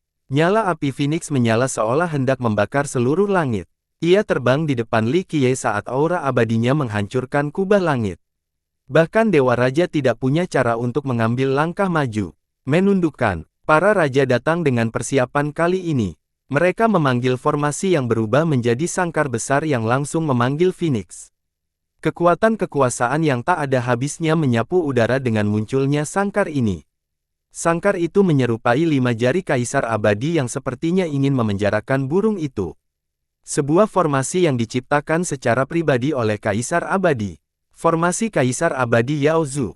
Nenek moyang yang berpengetahuan terkejut. Bahkan Dewa Raja akan langsung menjadi tawanan karena kekuatan formasi tersebut. Brengsek, Phoenix melebarkan sayapnya untuk menghantam sangkar. Misteri ini berguncang maju mundur dan sepertinya akan hancur kapan saja. Jika formasi dari Kaisar Abadi ini dapat menekan burung Phoenix, maka itu bukan lagi burung Phoenix. Kurbankan darah leluhur. Para raja berteriak pada saat yang sama dan menggunakan kecepatan tercepat mereka untuk mempersembahkan darah leluhur. Dalam sekejap mata, cahaya optimis memenuhi langit. Jiwa meninggalkan tubuh manusia setelah melihat kekuatan kerajaan yang menakutkan ini. Cahaya optimis ini dengan cepat menyatu saat benteng memperkuat sangkar tersebut, memungkinkannya untuk menunjukkan kekuatan abadinya. Setetes darah berumur panjang dari Kaisar Abadi Yao Zhu. Seorang leluhur terkejut ketika melihat rantai yang memperkuat sangkar itu seperti segudang bintang yang mengembun. Kekuatan ini mampu menghentikan apapun di dunia ini. Penonton benar-benar ketakutan kali ini. Kerajaan benar-benar berusaha keras dalam bidang tenaga. Mereka tidak hanya menyerukan pembentukan pemerintahan, mereka bahkan menawarkan darah pemerintahan dari seorang kaisar. Ini adalah item tertinggi yang tidak tersedia untuk semua orang. Beberapa orang bahkan mengatakan bahwa itu bahkan lebih berharga daripada harta karun kaisar abadi. Namun saat ini, kerajaan tidak keberatan mengeluarkan uangnya untuk menekan Phoenix. Pertunjukan yang luar biasa dan menakutkan. Orang bisa dengan mudah membayangkan kekuatan formasi yang diperkuat oleh darah kekuasaan. Sepertinya olah Kaisar Abadi sendiri datang untuk memilih. Kekuatan ini sebanding dengan pembantaian kekaisaran. Namun, perbedaan utamanya adalah siapapun bisa memanggil formasi ini dan menawarkan darahnya, tapi tidak sembarang orang bisa melancarkan pembantaian kekaisaran. Kekuatan formasi meningkat berkali-kali setelah penambahan darah. Rantai yang mengunci sangkar membuatnya tidak bisa dipatahkan. Api Phoenix menjadi redup setelah menerima dari Kaisar Abadi. Burung itu mengepakkan sayapnya, berniat merobek sangkar tersebut, namun sangkar ini terlalu kuat dibentengi. Junior, menyerahlah sekarang. Ini adalah satu-satunya kesempatanmu. Setelah mempersembahkan darah kekuasaannya, salah satu raja menjadi sangat percaya diri. Mereka yakin bahwa tanpa perlindungan Phoenix, Li Qiye hanyalah seekor semut. Nyonya Ziyan dan Cai He juga berada dalam kesulitan setelah melihat Phoenix yang terperangkap. Di mata mereka, burung adalah kartu terkuat mereka. Saat ini, mereka sangat rentan di hadapan Dewa Raja Kerajaan Alkimia. Ini sudah berakhir. Kerumunan yang terkejut merasa bahwa Li Qiye sudah tamat tanpa Phoenix. Bahkan jika Li Qiye adalah yang paling unggul di antara generasi muda, bahkan jika dia bisa mencapai alam virtuos Paragon, dia hanyalah seekor semut di hadapan Dewa Raja. Terlebih lagi, kerajaan tersebut tidak hanya memiliki satu raja saja. Sebenarnya tidak semuanya ada di sini. Menghancurkan Li Qiye dalam situasi seperti ini bahkan lebih mudah daripada menghancurkan seekor semut. Tai Yi juga terkejut dengan hasil ini. Dia segera pergi ke depan Li Qiye untuk bertindak sebagai penjaga. Setidaknya, dia tetaplah seorang paragon berbudi luhur. Namun, Li Qiye sama sekali tidak merasa cemas dalam situasi ini, seolah-olah dia sedang bersenang-senang. Dia sambil tersenyum berkata, untuk mencapai tujuanmu, kerajaanmu benar-benar berusaha keras untuk mengetahui tenaga kali ini. Memang benar demikian, kekalahannya sangat berharga dan akan hilang setelah digunakan sekali. Pengeluaran kerajaan kali ini lebih dari cukup untuk menunjukkan tekad mereka. Meski begitu, menangkap Li Qiye dan mendapatkan Phoenix tetap bernilai bagi kerajaan meskipun mereka harus mengeluarkan darah kekuasaannya. Saya berbelas kasih dan akan memberi Anda satu kesempatan terakhir. Li Qiye memandangi para raja dan dengan acuh tak acuh berkata, menyerah sekarang atau menanggung akibatnya. Berhentilah berkata, aku akan menjatuhkanmu, bocah. Raja yang melawan pertarungan Li Qiye terakhir kali meringis. Dengan niat membunuh yang besar, tangan raksasanya menggenggam Li Qiye. Tanpa Phoenix, Li Qiye hanyalah seorang junior baginya. Bahkan jika dia kuat, dia hanya akan menjadi seekor semut, dia tidak bisa mencapai puncak. Mata Li Qiye menjadi dingin setelah melihat telapak tangan yang mendekat. Dalam sepersekian detik, dahi Li Qiye terbuka. Segel muncul dari lautan ingatannya dan langsung mengelilingi sekelilingnya. Tepat ketika tangan raja hendak menangkap Li Qiye, ruang tiba-tiba bergetar. Sebuah tangan indah terbang keluar dari lokasi terdalam tanah leluhur kerajaan alkimia. Ia bertahan di langit dan menjentikkan satu jari. Brengsek, raja ini bahkan tidak bisa bereaksi. Dia langsung dilenyapkan menjadi kabut berdarah. Tangan putih ini terus menekan ke depan dan melancarkan serangan ke dalam sangkar. Orang hanya bisa melihat 5 jari ramping seperti batu giok yang menimpanya. Meletus, sangkar yang memanggil Phoenix langsung hancur. Bahkan rantai kekuasaan tidak dapat menghentikan tangan untuk memecahkan sangkar. Mustahil, perkembangan mendadak ini membuat takut semua orang. Mereka yang melihatnya dengan mata kepala sendiri kehilangan akal sehatnya. Seorang raja berubah menjadi kabut dengan jentikan jari. Sangkar yang diperkuat oleh kerusakan darah berubah hanya dengan satu sentuhan. Peristiwa yang sungguh mengerikan. Pembaruan net from novel INGOM. Sebelum orang pulih, tangan putih ini menghilang. Tidak ada yang tahu dari mana asalnya atau milik siapa. Binatang kecil, kamu menggunakan seni jahat. Saat pertemuan masih gemetar, kedua dewa raja mendapatkan kembali kewarasan mereka. Dengan seruan perang yang dijanjikan, mereka menggunakan kecepatan tercepat mereka untuk mencoba membunuh Li Qiye. Pekikan. Kedua raja itu tidak punya kesempatan untuk dekat dengannya. Phoenix membakar banyak sekali alam dan langsung menelan keduanya. Ah! Jeritan tidur memenuhi udara. Kedua raja itu tidak bisa menghalangi api Phoenix. Dalam waktu singkat, nyala api ini membakar mereka menjadi abu. Mereka terlalu sombong dan yakin akan kemenangan mereka, sehingga mereka tidak membawa harta. Warisan yang sebenarnya dari tanah leluhur mereka. Oleh karena itu, mereka bukan tandan Phoenix. Mari kita mulai. Li Qiye berdiri di sana dengan tenang. Segel dari lautan ingatannya semakin bersinar dan mempesona. Gemuruh. Peristiwa mengerikan terjadi seolah-olah ada sesuatu yang mengobrak-abrik tanah leluhur. Pembuluh darah besar yang tersegel di bawah tanah langsung muncul. Dalam sekejap, serangkaian suara bergema abadi. Energi abadi yang tak habisnya melonjak ke langit seperti geyser. Terlebih lagi, esensi duniawi yang tak terbatas keluar mengalir.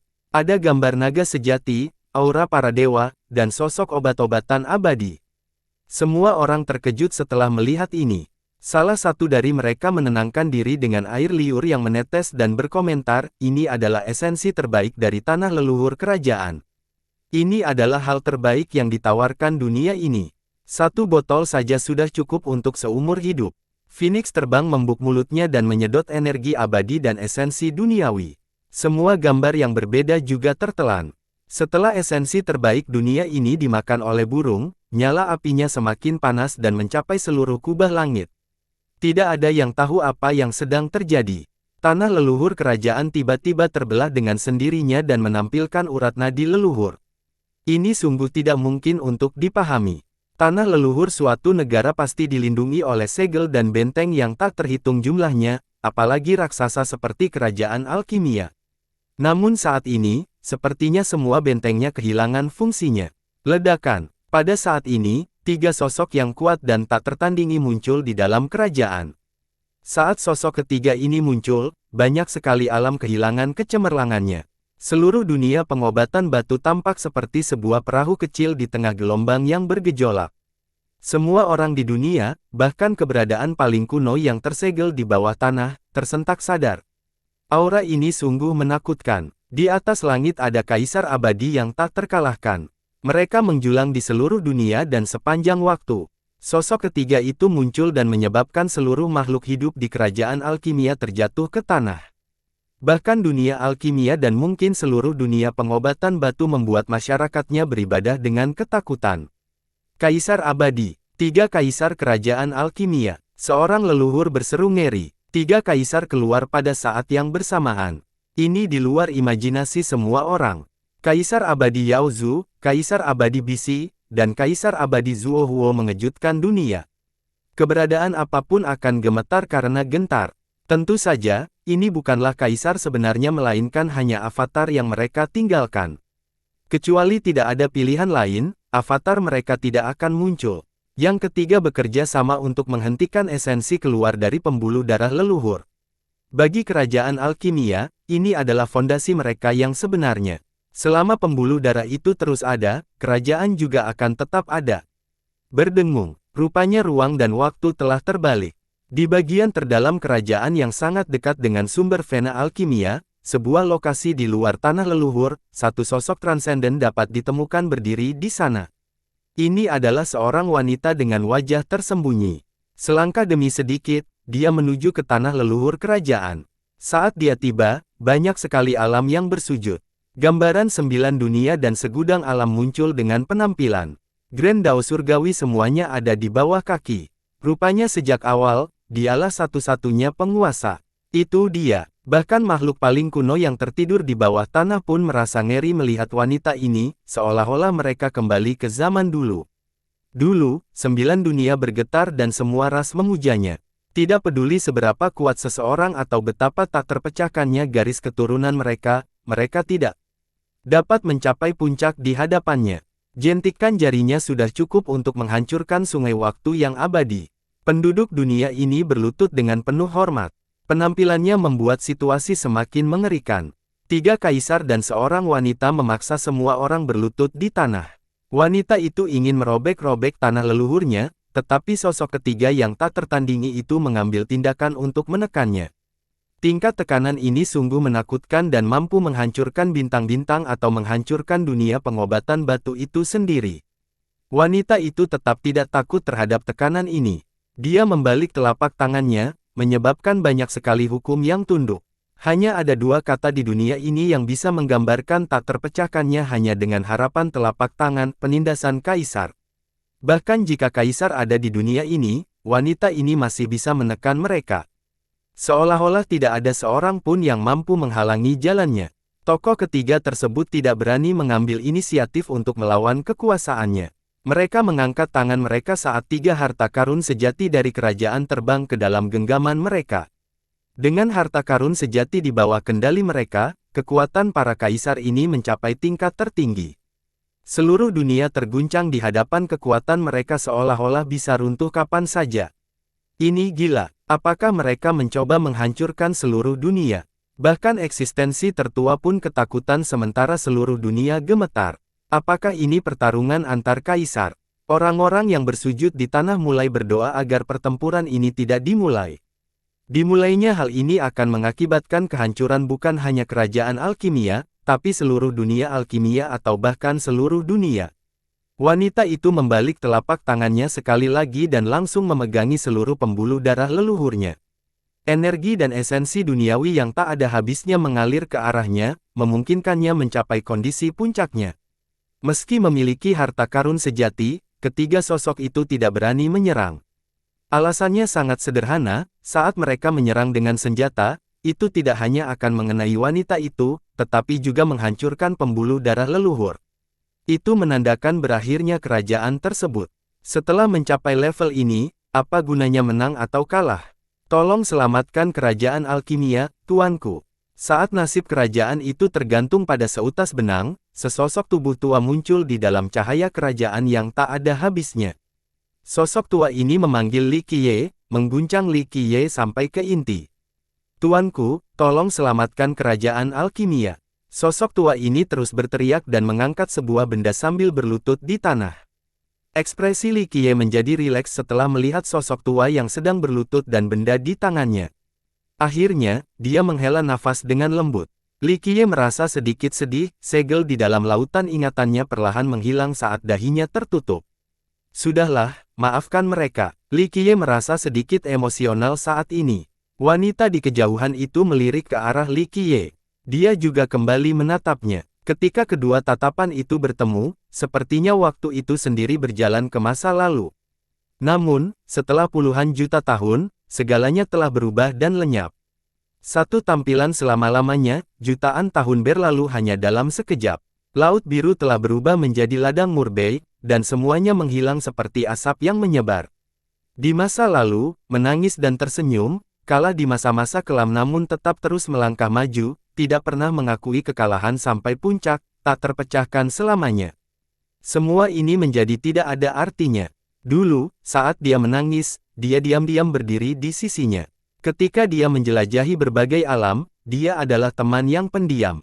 Lalu suatu hari ketika mereka berdiri di puncak tanpa perlawanan, keduanya memadukan kekuatan dan berpisah untuk tidak pernah bertemu lagi. Sambil menatap wanita di kedamaian yang mampu menyebabkan 9 dunia melahirkan fenomena aneh dengan mewujudkan alam, Li Qiye kehilangan kata-kata.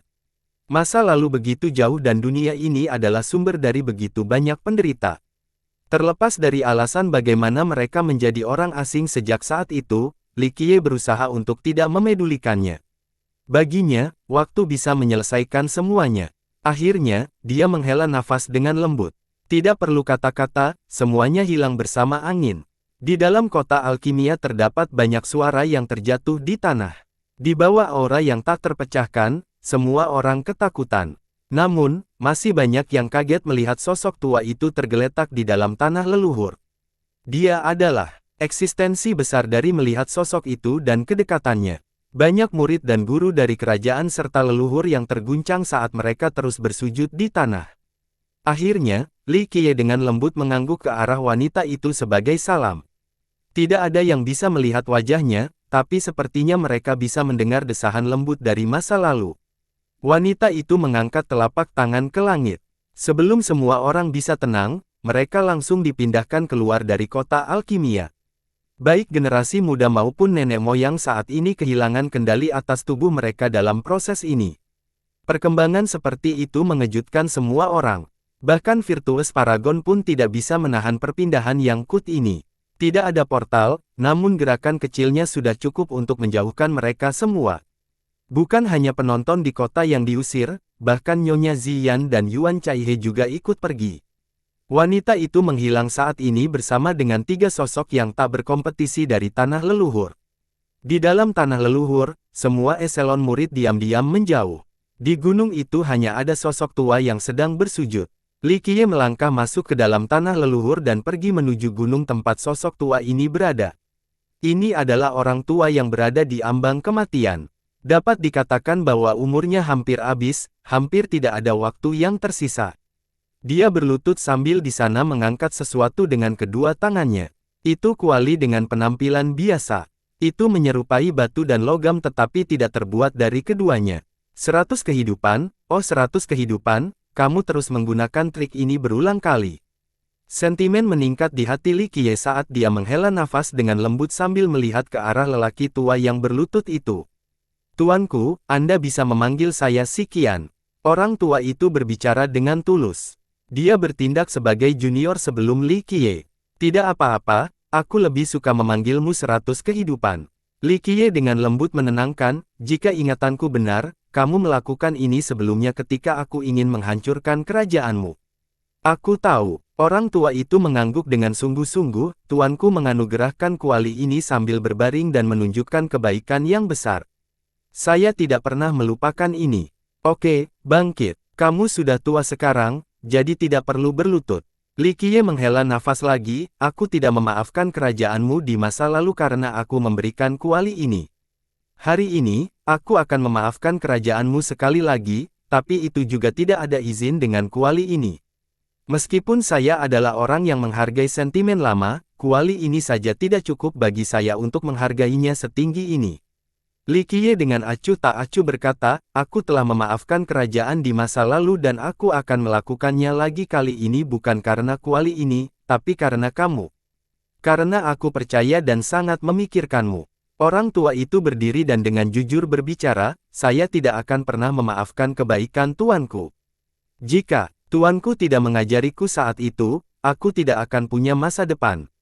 Ini tidak perlu. Li Qiye mewakili lengan bajunya, emas akan selalu bersinar dimanapun lokasinya.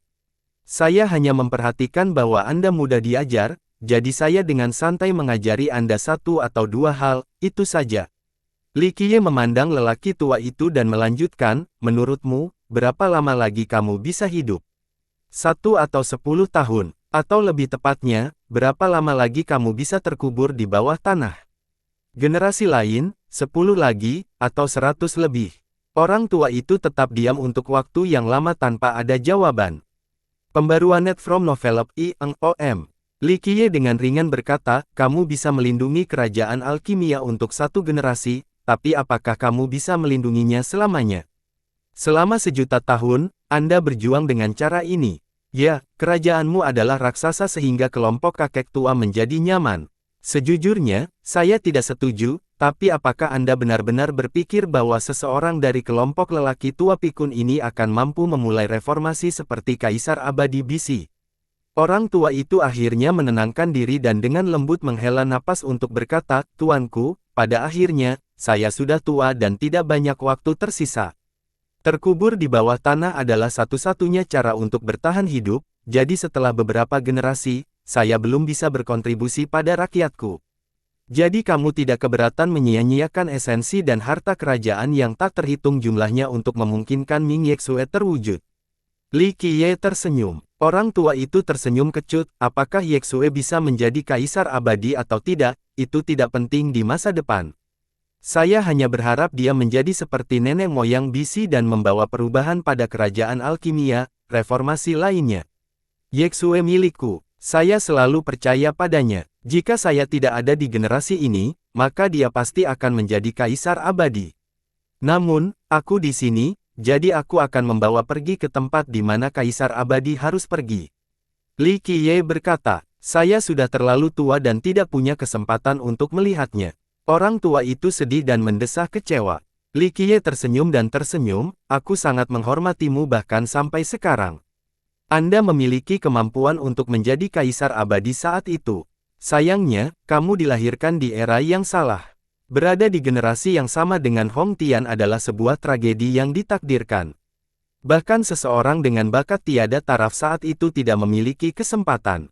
Tidak ada yang bisa melakukan apapun selama era permaisuri yang luar biasa.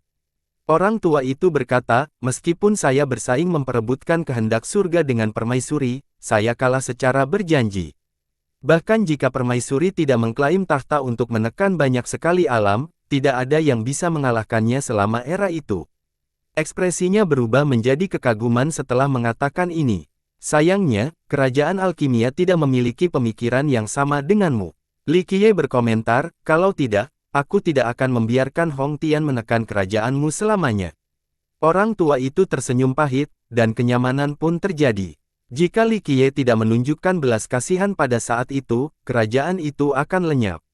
Ini adalah sesuatu yang selalu dia ingat. Li Qiye memandangi tanah leluhur dan perlahan berkata, saya sudah lama tidak menginjakkan kaki di tanah ini, mari kita lihat. Orang tua itu tidak keberatan dan segera pergi bersama Li Qiye untuk menikmati pemandangan yang indah. Tempat ini telah retak sebelumnya, tapi sekali lagi menjadi sempurna tanpa ada tanda-tanda kerusakan. Bahkan bumi yang hancur pun pulih hanya dalam waktu singkat. Ini adalah properti magis dari negeri ini yang menyembunyikan vena alkimia. Meskipun tanah leluhur kerajaan bukanlah sumber pembuluh darah tersebut, Kaisar Abadi Yao Zhu menggunakan metode yang hebat untuk menghubungkan tempat ini dengan pembuluh darah alkimia sehingga kerajaan dapat menikmati esensi terfokus dari dunia ini. Meski jauh dari sebanding dengan sumbernya, itu sudah luar biasa. Sulit bagi kerajaan untuk tidak menjadi kuat ketika menduduki lokasi seperti itu. Mata air suci meluap saat mereka berjalan melintasi negeri ini. Orang bisa melihat rerumputan harta karun di setiap sudut dan burung roh terbang tinggi di langit. Dapat dipastikan bahwa ada penyu dewa yang menyelam ke dasar sungai. Itu adalah tanah yang damai dan suci. Siapapun akan diliputi keserakahan setelah melihat bumi yang tak ternilai harganya ini. Harta karun ada di mana-mana bersama dengan obat-obatan roh yang berlimpah. Tumbuhan yang tidak ada di dunia berlimpah di negeri ini. Orang tua itu membawa Li Qiye kemana-mana untuk melihat keindahan tanah leluhur sementara para murid kerajaan segera bersembunyi tanpa berani keluar. Bahkan nenek moyangnya pun tidak berani bernapas dengan keras saat ini. Tidak ada yang lebih kuat dari orang tua sebelum mereka ini, mayoritas leluhur di kerajaan hanyalah juniornya. Mereka semua menghormatinya, terutama leluhur Wu Shuang, yang lebih tua dari lelaki tua ini, sangat menghormatinya. Hanya karakter tingkat leluhur yang tahu tentang identitas lelaki tua yang menggemparkan ini. Sedikit sekali orang di dunia ini yang tahu bahwa dia masih hidup. Jika orang luar mengetahui identitasnya, mereka akan ketakutan hingga kehabisan napas atau bahkan ketakutan setengah mati. Nenek moyang lainnya ketakutan. Bahkan ketika nenek moyang mereka berlutut, mereka tidak akan berani melawan Li Qiye lagi. Di antara mereka, hanya dua yang tertua yang mengetahui apa yang sedang terjadi. Mereka memikirkan masa lalu dan menjadi semakin takut. Mereka memerintahkan agar tidak ada yang mengganggu nenek moyang dan Li Qiye. Siapapun yang menonton atau mendengarkan tanpa izin harus dibunuh tanpa kecuali. Mereka mengerti bahwa kerajaan mereka akhirnya memprovokasi tabu legendaris seperti saat kerajaan menghadapi kehancuran total. Setelah mengetahui identitas asli Li Qiye, kedua leluhur tua itu merasa tertekan. Mereka diam-diam berdoa dan berharap Li Qiye akan memaafkan kerajaan alkimia karena mempertimbangkan nenek moyang mereka. Jika tidak, kerajaan tersebut harus menghadapi krisis eksistensial. Orang tua itu dan Li Qiye terus menghargai tanah leluhur dengan tenang. Hanya mereka berdua yang berjalan melintasi daratan ini. Di kerajaan alkimia, lelaki tua ini adalah eksistensi terkuat, dan hanya leluhur Wu Shuang yang lebih tua darinya. Tidak ada yang tahu nama aslinya, tapi gelar Kaisar Alkimia 100 kehidupan benar-benar melanda seluruh dunia pengobatan batu dan bahkan 9 dunia. Di era itu, Kaisar Alkimia 100 kehidupan dianggap sebagai eksistensi yang bisa menjadi Kaisar Abadi Yao Zhu yang kedua, seseorang yang merupakan Kaisar Abadi sekaligus Kaisar Alkimia. Sayangnya, dia lahir di generasi yang sama dengan Permaisuri Hong Tian. Tragedi itu sudah ditentukan, jadi dia pada akhirnya tidak bisa menjadi Kaisar Abadi. Pada masa itu, banyak orang memandangnya sebagai peluang besar untuk menjadi Kaisar. Namun, dalam pertarungan demi kehendak surga, dia dikalahkan habis-habisan oleh Permaisuri Hong Tian dan kehilangan kesempatannya sejak saat itu. Tentu saja, dunia tidak mengetahui bahwa pada masa yang lebih awal ketika dia masih remaja, dia telah bertemu Li Qiye dalam wujud gagak hitamnya. Gagak kegelapan pada saat itu sangat menghargai Kaisar. Dia memiliki bakat tertinggi dalam bidang Dao menandakan, seolah-olah dia dilahirkan untuk jalur ini. Li Qiye menghadiahkannya sebuah kuali dan mengajarkannya beberapa definisi juga. Kemudian, karena berbagai alasan, Li Qiye meninggalkan dunia pengobatan batu. Secara kebetulan, Kaisar Alkimia 100 kehidupan menyatu dengan kerajaan alkimia dan menjadi muridnya. Budidayanya melonjak setelah ini, dan akhirnya menjadi keturunan utama. Selama periode ini, dia menikmati yang luar biasa sebagai seorang jenius. Kemudian, ia menjadi calon kaisar dan berperang melawan Hong Tian. Kisah selanjutnya sudah diceritakan. Kekalahan ini mungkin bukanlah hal yang buruk bagi kaisar yang digambarkan. Setelah meninggalkan pertempuran demi kehendak surga, dia fokus pada Daotur hingga akhirnya menjadi kaisar yang luar biasa. Bahkan ada yang mengatakan bahwa dalam ilmu sejarah, dia pasti sebanding dengan nenek moyang kerajaan alkimia, Kaisar Abadi Yao Zhu. Dia menciptakan banyak keajaiban untuk Dao dikukuhkan sebagai seorang kaisar dan dipuji oleh 9 dunia sebagai alkemis tertinggi. Beberapa waktu kemudian, dia menghilang dari dunia. Semua generasi mendatang mengira dia telah mati, namun hanya sedikit yang tahu bahwa dia masih hidup dan dikuburkan di bagian terdalam kerajaan, tidak pernah muncul lagi. Bahkan para murid kerajaan tidak tahu bahwa mereka masih memiliki seorang kaisar yang masih hidup. Hanya karakter tingkat leluhur yang tahu bahwa mereka masih memiliki kaisar alkimia yang juga merupakan calon kaisar. Calon kaisar adalah eksistensi yang diakui oleh kehendak surga. Jalur era besar memiliki para God King sementara yang setara dengan jalur surga adalah kandidat kaisar. Akhirnya, Kaisar Alkimia 100 kehidupan dan Li Qiye naik ke puncak tertinggi dari tanah leluhur untuk melihat ke lokasi yang jauh. Namun, area itu dipenuhi esensi duniawi dan hukum yang tak ada habisnya, jadi tidak ada yang bisa melihatnya. Setelah melihatnya selama beberapa saat, Li Qiye dengan emosional berkata, 3 sumber Vena. Banyak sekali eksistensi yang tak terpecahkan yang ingin memahami asal-usul dan misteri mereka selama bertahun-tahun, namun berapa banyak yang berhasil. Tuanku tahu lebih banyak tentang ketiga sumber itu daripada siapapun di dunia ini. Jawab Kaisar Alkimia 100 kehidupan. Ini bukan sekedar sanjungan tapi kebenaran sederhana. Li Qiye hanya tersenyum dan tidak menyangkal klaim ini, saya pasti akan melakukan perjalanan ke sana pada generasi ini. Matanya berbinar setelah mengatakan ini. Tuanku telah mendapatkan kembali tubuhmu di generasi ini, jadi kamu akan mampu menciptakan legenda abadi. Kaisar Alkimia menghela nafas dengan kecewa, aduh, aku sudah tua dan tidak akan bisa pergi, kalau tidak aku akan mengikutimu di sisimu. Seseorang yang mampu seperti Kaisar telah menggunakan segala macam cara untuk meningkatkan umurnya, termasuk obat-obatan abadi. Meningkatkan umur seseorang setingkatnya lebih sulit daripada meraih surga. Li Qiye terus menatap ke area terjauh dan tenggelam dalam keheningan seolah tenggelam dalam kenangan lama. Setelah beberapa saat, Kaisar memutuskan dengan lembut berkata, Tuanku, Anda pasti akan pergi ke tempat itu di masa depan. Ya, aku akan pergi ke sana lagi. Li Qiye berbicara dengan sungguh-sungguh, Raja Naga Hitam membayar mahal untuk mendapatkan kembali kantong kulit ini. Jika aku tidak pergi ke tempat itu, maka semuanya akan sia-sia. Aku akan menyapu tempat itu pada generasi ini dan menekan surga. Kaisar Alkimia dengan sedih menghela nafas sekali lagi, Raja Naga Hitam tiba-tiba berangkat dan memasukkan gua iblis abadi saat itu. Pertempuran itu terjadi terlalu tiba-tiba. Begitu aku mengetahuinya, semuanya sudah berakhir jadi aku tidak bisa membantu. Setelah pergi ke tempat itu, saya secara pribadi akan mengunjungi guanya. Segala sesuatunya harus berakhir. Li Qiye berbicara dengan penuh rasa kagum. Pada hari tuanku menyerang gua, kirimkan saja perintahnya dan aku akan menjawab. Panggilanmu. Kaisar berbicara dengan nyaring. Dia selalu mengingat hutangnya pada Li Qiye. Dia tidak pernah diberi kesempatan untuk membayarnya kembali, jadi dia bertekad untuk melakukannya pada generasi ini. Jika perlu, saya akan memberitahu Anda. Li Qiye dengan lembut mengangguk. Setelah keheningan yang lama, sang kaisar bertanya, saat kalian berdua berpisah, Permaisuri pernah kembali ke dunia pengobatan batu. Tuanku juga harus tahu, meskipun Permaisuri sangat bangga, dia tetap tidak pernah melupakanmu. Hanya Kaisar Alkimia 100 kehidupan yang berani mengatakan hal seperti ini di depan Li Qiye. Orang biasa tidak akan mempunyai keberanian, tapi tentu saja, orang biasa juga tidak akan mempunyai kesempatan untuk mengetahui cerita di dalam ini.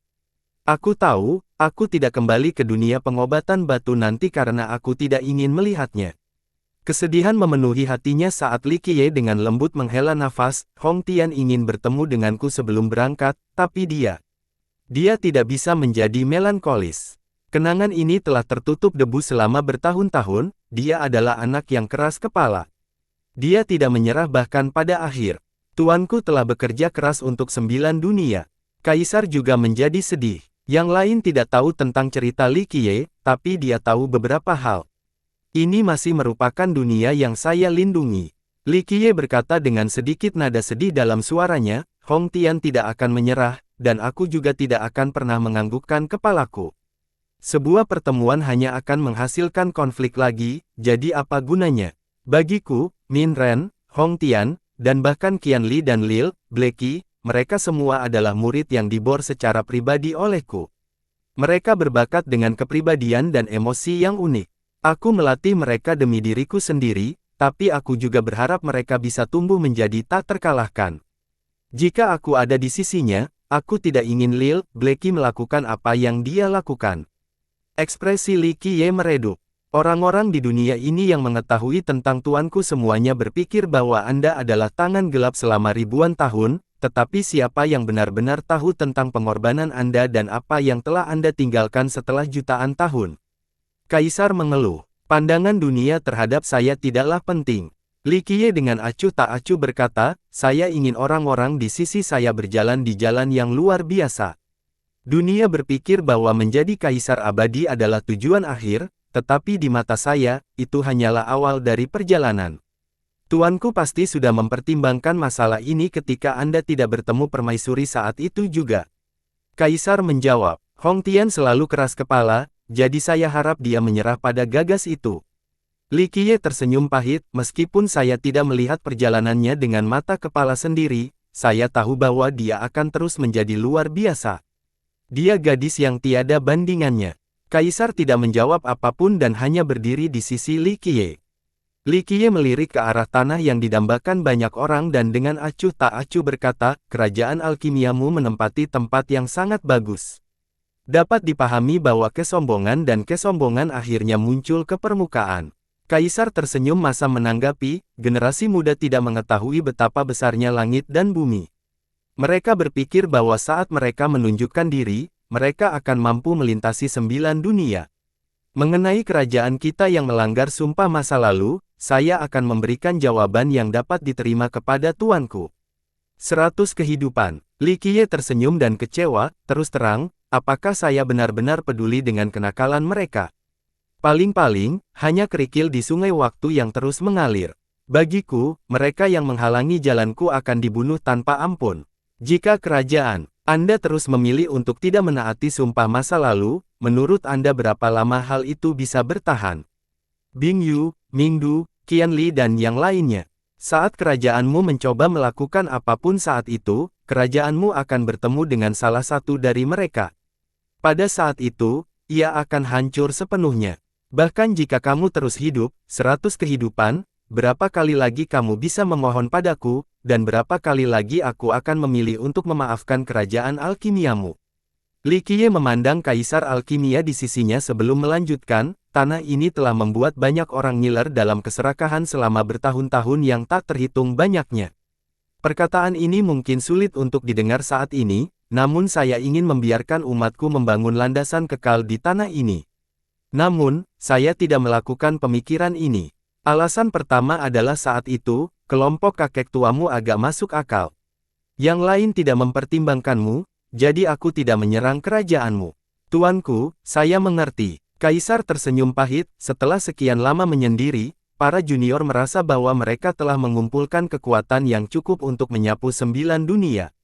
Mereka belum pernah melihat aura suci Anda menyembunyikan 9 dunia atau keajaiban pembunuhan dewa Anda. 100 kehidupan. Li Qiye dengan sedih menjawab, saya tidak akan repot-repot memberikan hukuman kali ini. Anda tidak punya banyak waktu lagi, jadi gunakanlah dengan bijak untuk mereformasi kerajaan Anda. Kalau tidak, aku tidak akan terlalu memperhatikan saat kerajaan menghalangiku. Kaisar alkimia menyetujuinya, saya akan mewariskan garis keturunan kepada Yexue dan berharap dia dapat menguasai kerajaan untuk mewujudkan pemerintahan baru. Mungkin di masa depan, ini akan menjadi kerajaan alkimia yang benar-benar baru. Aku bisa menghabiskan waktu. Li Qiye melirik ke arah kaisar yang menjelaskan, tetapi di masa depan ketika saya membuka jalan, saya akan membawa Yexue bersamaku. Oleh karena itu, Anda harus tegas agar gejolak internal tidak menjadi masalah. Jika saatnya tiba, jangan salahkan saya karena tidak memberi Anda cukup waktu. Kaisar menguraikan menarik napas dalam-dalam dan dengan lembut mengangguk, hidupku hampir berakhir. Saya tidak akan bisa bertahan lebih lama lagi, jadi saya akan mewariskan warisan saya kepada Yexue di generasi ini. Saya sudah merencanakan untuk mereformasi kerajaan. Baru-baru ini, pada sesi konsultasi saya sebelumnya, saya telah memecahkan beberapa misteri dan mampu memulihkan sejumlah vitalitas, karena itu saya memutuskan untuk menjadi ada pada generasi ini. Lakukan pekerjaan yang baik dalam mempersiapkan masa depan. Li Qiye juga menghela nafas dengan lembut. Jika Kaisar memutuskan memilih untuk tidak dikuburkan pada generasi ini berarti dia akan mati karena usia tua. Sulit untuk mengatakan berapa lama lagi dia akan hidup. Ini karena kemauannya sendiri. Kenalannya dan orang-orang yang berdiri di sisinya pergi satu persatu di bawah arus waktu yang tanpa ampun. Meski begitu, waktu mampu menghilangkan semua rasa sakit. Li Qiye sudah terbiasa dengan mati rasa. Tidak ada seorang pun yang benar-benar abadi di sungai waktu yang tak ada habisnya. Kaisar Alkimia juga menjawab. Sebagai Kaisar Alkimia, dia mampu meningkatkan umurnya berkali-kali lipat. Namun, seseorang pada akhirnya harus merasakan kematian, tidak ada kesempatan untuk dilahirkan kembali. Dia tidak menghindari bisa kematian, tidak ada yang bisa menghindarinya. Namun, ia siap menghadapi kematiannya sendiri ketika saatnya tiba. Itu hanya masalah waktu saja. Ada satu hal yang perlu kamu persiapkan. Saya ingin memasuki halaman Dristone untuk mencapai tanah asal. Li Qiye berbicara setelah dia beberapa saat. Dia melirik ke arah kedalaman alchemy vein sekali lagi. Tempat itu diketahui penuh dengan misteri dan hal yang tidak. Tuanku punya barang itu sekarang. Kaisar Alkimia juga mengikuti pemutaran. Li Qiye dengan lembut menenangkan, saya hanya pergi ke sana untuk melihat-lihat. Ini hanya untuk menguji teori saya dan mengharuskan saya pergi ke sana secara pribadi untuk verifikasi. Adapun untuk memasukkan asal-usul 3 pembuluh darah, saya akan menemukan cara ketika saatnya tiba. Tanah asal alchemy vein juga dikenal sebagai asal-usul ketiga vena tersebut. Ini karena ada 3 pembuluh darah leluhur di dunia pengobatan batu, vena alkimia, vena binatang, dan vena batu. Itulah alasan mengapa dunia ini berubah menjadi 3 alam. Rumornya, mistisisme dan esensi menakjubkan dari pembuluh darah ketiga tersebut semuanya berasal dari lokasi yang sama. Namun, lokasi tersebut masih menjadi misteri hingga saat ini. Selama jutaan tahun, keberadaan yang kuat telah mencoba mencari dengan teliti ketiga pembuluh darah tersebut. Namun hanya sedikit yang berhasil. Bahkan Kaisar Abadi belum tentu bisa memasuki asal ketiga pembuluh darah tersebut. Tidak ada yang tahu di mana letak negeri yang penuh misteri dan kejutan ini atau apa yang menunggu di dalamnya. Saya akan membuat persiapan, tuanku.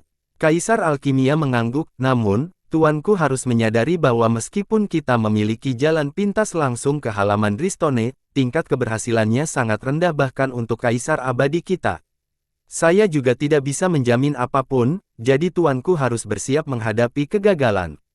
Aku tahu, tapi ini masih layak untuk dicoba.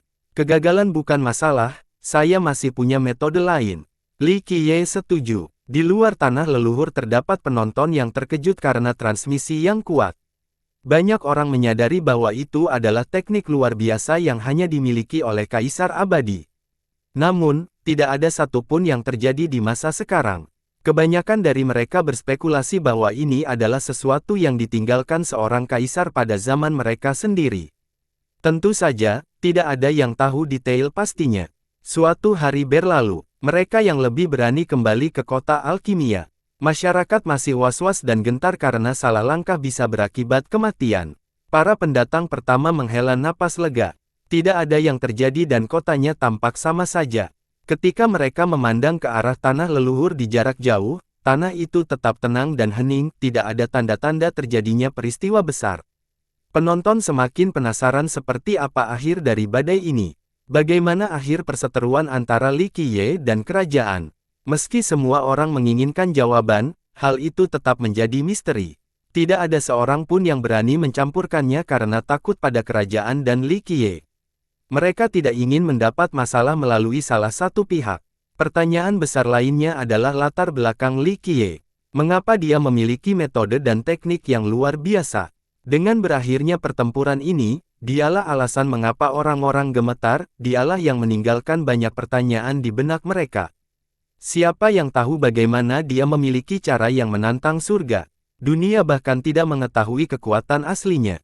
Sejak kemunculan pertamanya, tidak ada yang melihatnya secara pribadi mengambil tindakan. Hingga saat ini, ia mampu dengan tersenyum menghancurkan semua musuhnya bahkan tanpa mengangkat satu jari pun. Oleh karena itu, banyak diskusi bermunculan seputar titik fokus ini. Banyak sekte yang bertanya-tanya tentang budidayanya. Beberapa orang berspekulasi bahwa hal itu telah mencapai tingkat yang tidak terduga. Ada juga orang-orang yang berpikir bahwa budidaya Li Qiye adalah hal yang luar biasa dan ia mengandalkan Dao bersertifikasi tertinggi untuk mengendalikan segala sesuatu, termasuk langit dan bumi. Hal ini memungkinkan dia untuk memiliki banyak metode berbeda, seperti penguasaan kayu dan penguasaan serangga. Banyak yang telah menyaksikan dua teknik menakjubkan ini dengan mata kepala sendiri. Spekulasi ini sangat populer karena teknik Dao melebihi imajinasi mereka. Baik pengagumnya maupun beberapa pembencinya, terutama para alkemis, berharap Li Qiye bisa mencapai puncaknya dan menjadi kaisar alkimia. Banyak alkemis yang menganggap Li Qiye sebagai kebanggaan mereka, cita-cita mereka. Meskipun para alkemis selalu dihormati di dunia pengobatan batu, ada anggapan bahwa para alkemis memiliki kemampuan bertarung yang lebih rendah. Hal ini membuat banyak alkemis tidak senang. Meski memiliki banyak teknik, kekuatan sejati seorang alkemis hanya bisa digunakan setelah mereka berada di level legendaris. Namun, begitu mereka mencapai level ini, sang alkemis tidak perlu mengambil tindakan secara pribadi karena kata-kata mereka mampu mendapatkan dukungan yang besar. Yang membuat kelompok ini kecewa, hal ini hanya kesalahpahaman para alkemis lemah. Namun, teknik pertunjukan tertinggi Li Qiye di hadapan dunia membuktikan bahwa para alkemis dapat menyapu segala hal. Para alkemis menjadi bersemangat karena hal ini, jadi mereka memandang Li Qiye sebagai kebanggaan mereka dan berharap dia bisa menjadi seorang kaisar. Mereka berharap melihat kaisar alkimia baru mereka mengamuk di 9 dunia di masa depan. Ini akan menjadi peristiwa paling mulia bagi semua alkemis. Banyak orang saat ini merasa bahwa Li Qiye pasti akan menjadi kaisar alkimia. Meskipun waktu yang dibutuhkannya untuk menjadi terkenal sangatlah singkat, mereka menjunjung tinggi dia. Di dunia ini, kandidat terbaik untuk posisi ini adalah 4 keajaiban. Namun, Cao Guoyao dan Dewa Alkimia Rambut Putih telah kalah dari Li Qiye dan akhirnya mati. Adapun dua lainnya, Yuan Caihe tidak bersaing dengan dunia dan tidak memiliki ambisi untuk merebut tahta, sementara Mu Qiao dari kerajaan alkimia bahkan lebih tertutup. Ditambah lagi, rumor mengatakan bahwa dia hanya ahli dalam penyempurnaan pasta fisik. Oleh karena itu, konteks barunya adalah bahwa Li Qiye adalah kaisar alkimia baru di generasi ini. Setelah konflik, Li Qiye menjadi bintang terbaru di kerajaan alkimia hanya dalam 1 malam. Pendakiannya yang cepat memungkinkan dia untuk langsung mengejar orang nomor 1 di dunia pengobatan batu Ye Qingcheng. Jika Ye Qingcheng ingin menjadi kaisar abadi generasi ini, maka Li Qiye pasti akan menjadi kaisar alkimia. Seseorang membuat klaim ini mengenai masa depan Li Qiye. Hal ini membuat sorotannya semakin menonjol dan meluas. Orang lain dari berbagai daerah juga datang untuk bertanya setelah kota alkimia tenang. Namun, tanah leluhur tetap sepi. Li Qiye tidak menunjukkan dirinya, jadi tidak ada yang berani menanyakan akhir dari konflik ini. Namun, akhirnya ada kabar baik hanya dalam beberapa hari. Rakyat kerajaan akhirnya menampakkan diri. Konferensi penentuan yang dinanti akhirnya dimulai. Penyelenggara konferensi terdiri dari para bangsawan kerajaan dengan Raja Pengamat sebagai kepala eksekutifnya. Selain juri dari negara-negara besar, kerajaan alkimia juga mengirimkan seorang tetua untuk memimpin konferensi tersebut. Berita ini sungguh melegakan. Masalah antara Li Qiye dan kerajaan tidak lagi penting, dimulainya konferensi berarti setidaknya konflik ini telah berakhir. Meskipun beberapa orang ingin melihat lebih banyak kegembiraan, mereka teringat saat aura kaisar abadi muncul. Pertarungan sengit mereka menyebabkan kegelisahan mereka. Setelah secara pribadi mengalami bahaya yang merusak itu, tidak ada seorang pun yang ingin terjadi pertempuran lagi. Jika terjadi pertempuran sekali lagi, seluruh kerajaan mungkin akan tenggelam dan menyebabkan runtuhnya alam alkimia. Jika hal ini terjadi maka seluruh dunia juga akan terkena dampaknya. Tidak ada seorang pun yang ingin melihat bencana seperti itu. Bersambung.